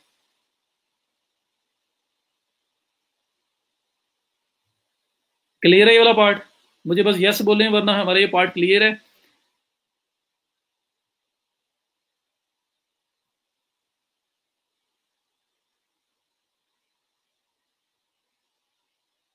सैयद शुएब सुहेब, ये मेथड जो है, ये कंटेंट है। Content is the king in SEO या इन रैंकिंग्स। सबसे पहली चीज ये है। ये करने के बाद कुछ और चीजें भी हैं जो हमें करनी पड़ती हैं, और उसके बाद इंशाल्लाह रैंक हो जाएंगे हम लोग। और कंटेंट के साथ भी हम अक्सर रैंक हो जाते हैं अगर कंपटीशन वहाँ इतना ज्यादा ना हो, या इंटरनल आपने लिंकिंग वगैरह अच्छी की हो। सर्फर भी ऑलमोस्ट सेम है। एलएसआई जो है ना, वो जरा आपको सेम थीम के कीवर्ड देता है। सर्फर जो है वो रेलिवेंट, जिसका गूगल निकाल के देता है, गूगल एडवर्ड्स प्लानर उस तरह के दे रहा होता है। क्लियर है। एलएसए कीवर्ड की कोई परसेंटेज नहीं है, बस 1% से कम रखना। ये ना हो कि कीवर्ड उठा के 10-10 बार यूज कर दो, इतने कीवर्ड 1% के साथ आ रहे हो। एक बार यूज कर लें कि 2 बार यूज कर लें। मेन एम होता है हमारा रेलिवेंसी को अचीव करना। ठीक है जी। अब एक दो बातें हैं कि वर्डिंग वर्ड लिमिट क्या होनी चाहिए। एसईओ वाइज जो चीजें हैं ना, वो यही थी जो एसईओ वाइज आपने मेनली अपनी ऐड करनी है, जो अपनी यूज करनी है। अब इसके साथ कुछ चीजें हैं जो कंटेंट की रीडेबिलिटी को ज्यादा करती हैं, और कंटेंट जो है उसका ज्यादा इंगेजिंग बनाती हैं, ताकि विजिटर वहां पे आए, उस पर स्टे करे, उसको पढ़े, क्योंकि ये सबसे बड़ी इंपॉर्टेंट चीज है। User experience is the main thing. अगर यूजर आपके कंटेंट से सेटिस्फाई हो रहा है तो आप अच्छे रैंक हो जाओगे, नहीं हो रहा तो आप रैंक हो ही नहीं सकते। अगर हो भी गए हो तो गूगल उठा के आपको पीछे कर देगा। गूगल को वो कंटेंट चाहिए जो यूजर को इंगेज करे, यूजर को बेनिफिट दे रहा हो। तो एवरेज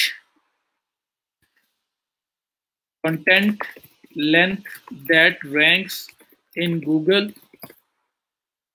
is around 1839 words। मतलब ये 1839 तो मैंने एग्जैक्ट फिगर दे दिया आपको। जो एक स्टडी है उसके अकॉर्डिंगली, केस स्टडी के बाद सब। चलें, अराउंड नहीं कहता, फिर मैं ये पूरा कह देता हूँ। तो यह बस इसके आसपास है। ये एवरेज कंटेंट लेंथ है दैट रैंक्स इन गूगल।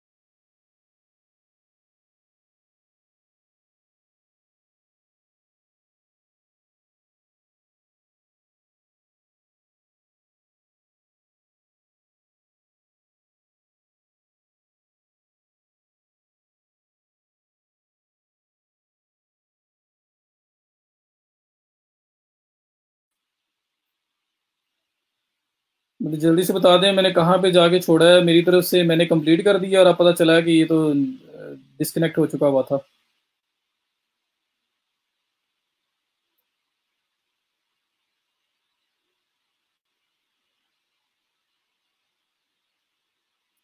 किस टाइम पे हुआ है?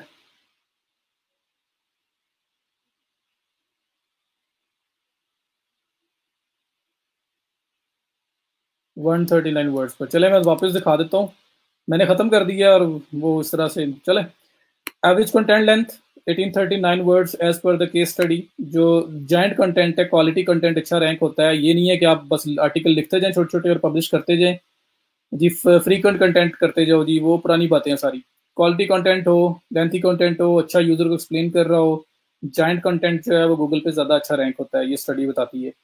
Average sentence length should be less than 20 words. Sentence छोटे छोटे बनाएं, 20 वर्ड तक क्लोज कर दें, वरना ग्रामर के इश्यूज और काफ़ी सारे इश्यूज क्रिएट होते हैं।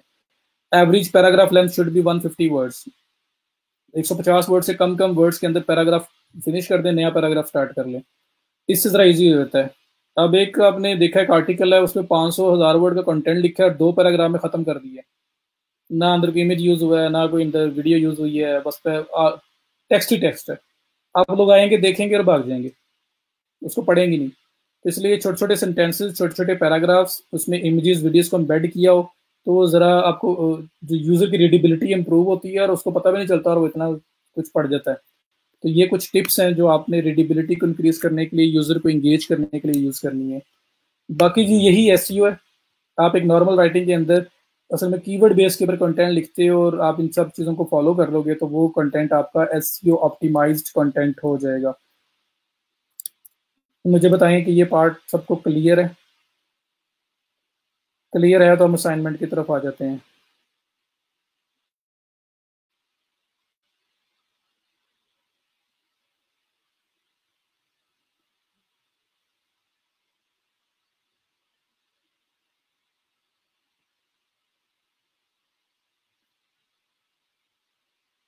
क्लियर? अगेन कह रहा हूँ, कोई क्वेश्चन हुआ, कोई इशू हुआ, यहाँ नहीं पूछ पाए, मैसेज कर दिया करो, मैं इंशाल्लाह उसको रिप्लाई कर दूंगा। कोई चीज़ ऐसी ना हो कि मेरे से हिडन रह जाए, मुझे पता भी ना हो और आपको कोई इशू आ रहा हो, तो काइंडली ये थोड़ा सा करिएगा। जब तक मुझे बताएंगे नहीं मुझे नहीं पता चलेगा कि कितनी बड़ी क्लास है। कल कल हम एक अकाउंट बनाएंगे, देखेंगे क्या कौन सा बनाना है हमने, ट्यूसडे को इंशाल्लाह। एक स्किल वाला लेक्चर हो जाना चाहिए था, वरना लोगों ने वैसे ही बोर हो जाना था। ये रना वासिफ, ये स्लो काम है, ऐसा नहीं कि हम कंटेंट लिखेंगे पब्लिश करेंगे और वो फर्स्ट पेज पे आ जाएगा। और पॉसिबिलिटी क्या है, ये जो हम जो काम कर रहे हैं ये हम मैक्सिमम पॉसिबिलिटी के लिए कर रहे हैं, इंशाल्लाह हमने रैंक करना है उसको। तो ये कंटेंट एक पार्ट है, ये मैं सिर्फ राइटर का पार्ट बता रहा हूँ, लिखा दिया और एंड। इसके आगे जहान और भी हैं, तो अभी हमने और बहुत कुछ करना है। कल इंशाल्लाह वर्क अकाउंट कल बनाएंगे।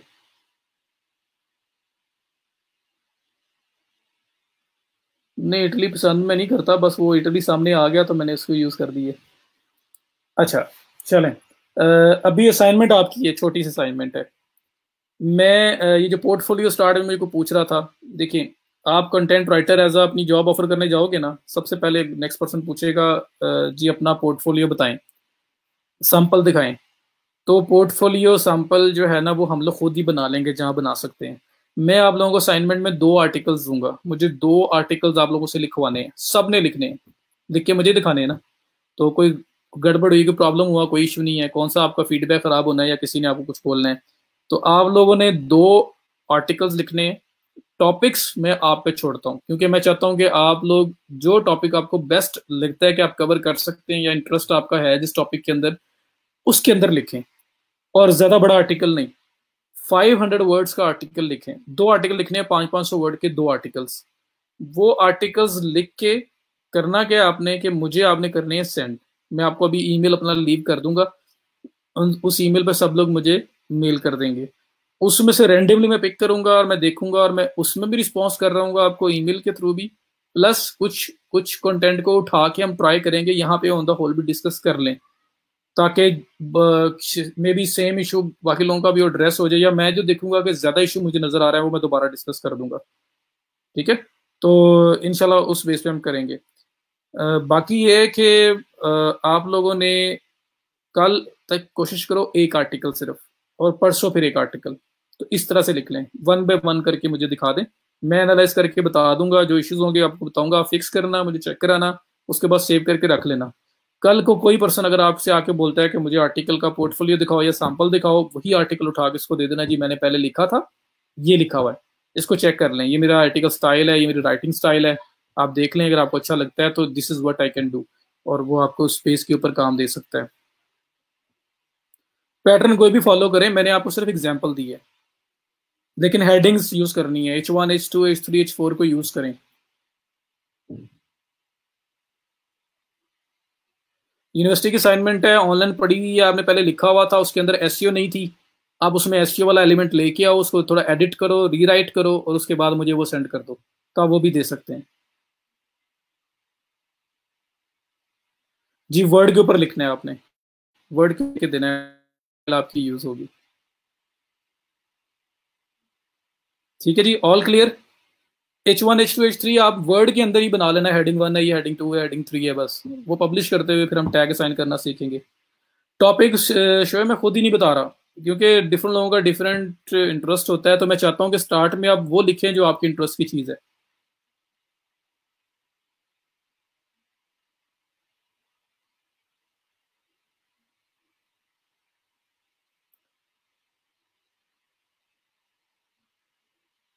जो आर्टिकल किसी के लिए हम लिखते हैं उसको हम वर्ड के अंदर ही डिलीवर करते हैं।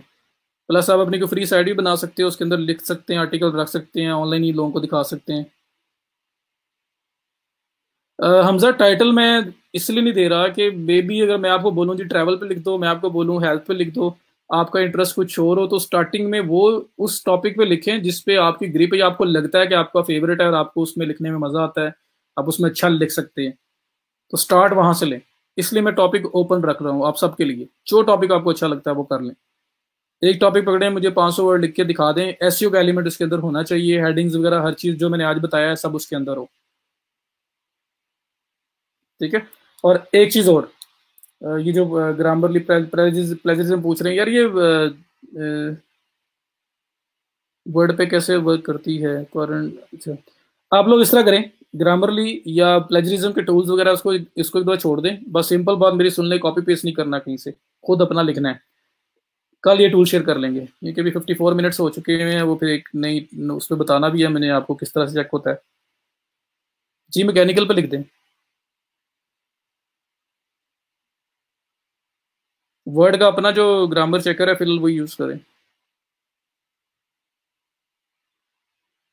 मैं इंशाल्लाह कल बताऊंगा आपको प्लेजरिज्म के भी, और ग्रामरली जो है उसको यूज करना भी बताऊंगा मैं आपको।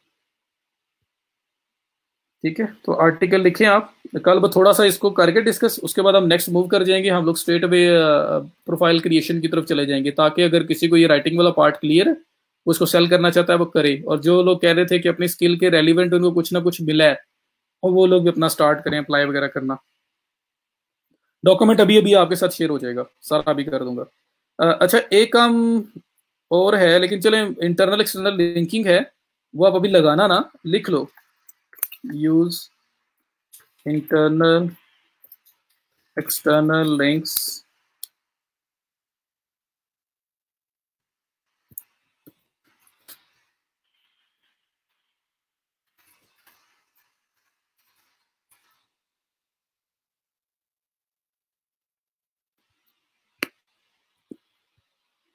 ठीक है, तो एक्सटर्नल और इंटरनल लिंक्स आपने यूज करने हैं जहाँ पे चाहिए। अब इंटरनल एक्सटर्नल लिंक जो है वो हाइपर लिंक वाला काम है, लेकिन फिलहाल वो भी ना बेशक करें, वो इंशाल्लाह आर्टिकल को, इसी आर्टिकल को उठा के मैं पब्लिश करके भी दिखाऊंगा आपको जब हम एसईओ स्टार्ट करेंगे, तो उसमें इंटरनल एक्सटर्नल लिंक बताना भी, लगाना भी बता दूंगा।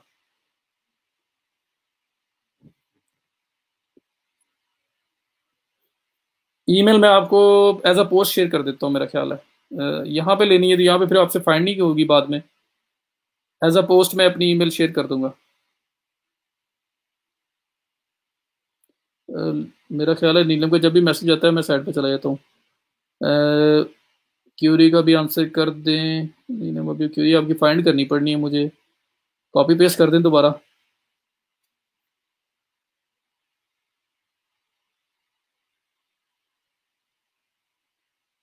जी, content is the most important element of you, बल्कि मार्केटिंग का सबसे इम्पोर्टेंट एलिमेंट है।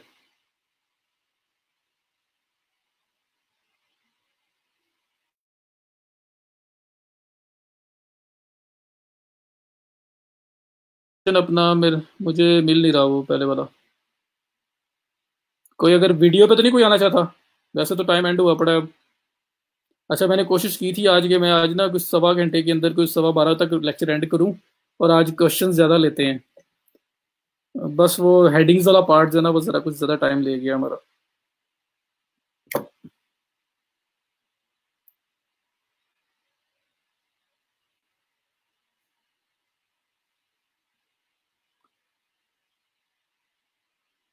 चले नीलम, आप मुझे फिर इनबॉक्स कर दें अगर आप, मेरा ख्याल है अभी शायद वो नहीं है यहाँ पे, मुझे दोबारा से मैसेज नहीं आया। दैट इज़ इट जी। कोई आना तो नहीं चाहता वीडियो के ऊपर, या क्लोज करें इस सेक्शन को, इंशाल्लाह कल फिर करते हैं बाकी बात। और अभी मैं आपको ईमेल विद डॉक्यूमेंट जो मैंने बनाया है मैं अभी शेयर कर देता हूँ आपके साथ।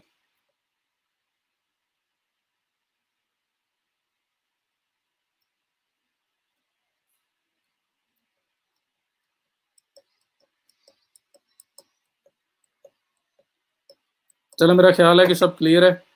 चलें, best of luck. First article 500 words का मैं वेट करूंगा, कब तक कर लेना। असाइनमेंट छोटी छोटी मिलेंगी, साथ साथ कर लेना, वरना बाद में मुझे आप पूछते रहेंगे पोर्टफोलियो बनाना है, या ये कंटेंट की बातें हो रही होंगी जब हम एसईओ भी ख़त्म करने वाले होंगे।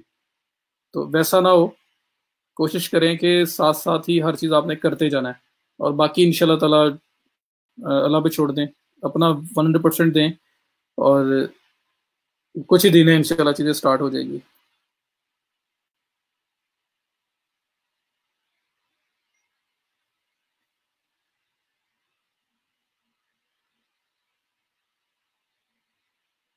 किसको जवाब दे दूँ? पोर्टफोलियो यही जो आपने प्रीवियस वर्क, जो आपने पहले काम अपना किया हुआ है, उसको पोर्टफोलियो बोलते हैं। कोई काम आप कहते हैं जी मैं ये करता हूँ, तो लोग पूछते हैं जी बताओ उसका पोर्टफोलियो दिखाओ, पहले आपने जो इस तरह का कोई काम किया है वो दिखाओ। That's your portfolio. चलें जी, thank you so much. Post अभी शेयर हो जाएगी विद इन अ मिनट। और बाकी मैं ईमेल दे रहा हूँ सोनिया, उसमें आपने मुझे सेंड कर देंगे। बाकी इंशाल्लाह जो भी क्वेश्चंस हुए, जो भी प्रॉब्लम्स आपके हुए, मुझसे कल डिस्कस करें, और कल हम थोड़ा सा स्टार्ट में इसको करने के बाद प्रोफाइल क्रिएशन पे चले जाएंगे, हम प्रोफाइल क्रिएट करेंगे। और फिर मैं आपको बताऊंगा भी कि आपने किस तरह की सर्विसेज स्टार्ट करनी है। चलिए, थैंक यू सो मच। अल्लाह हाफिज़।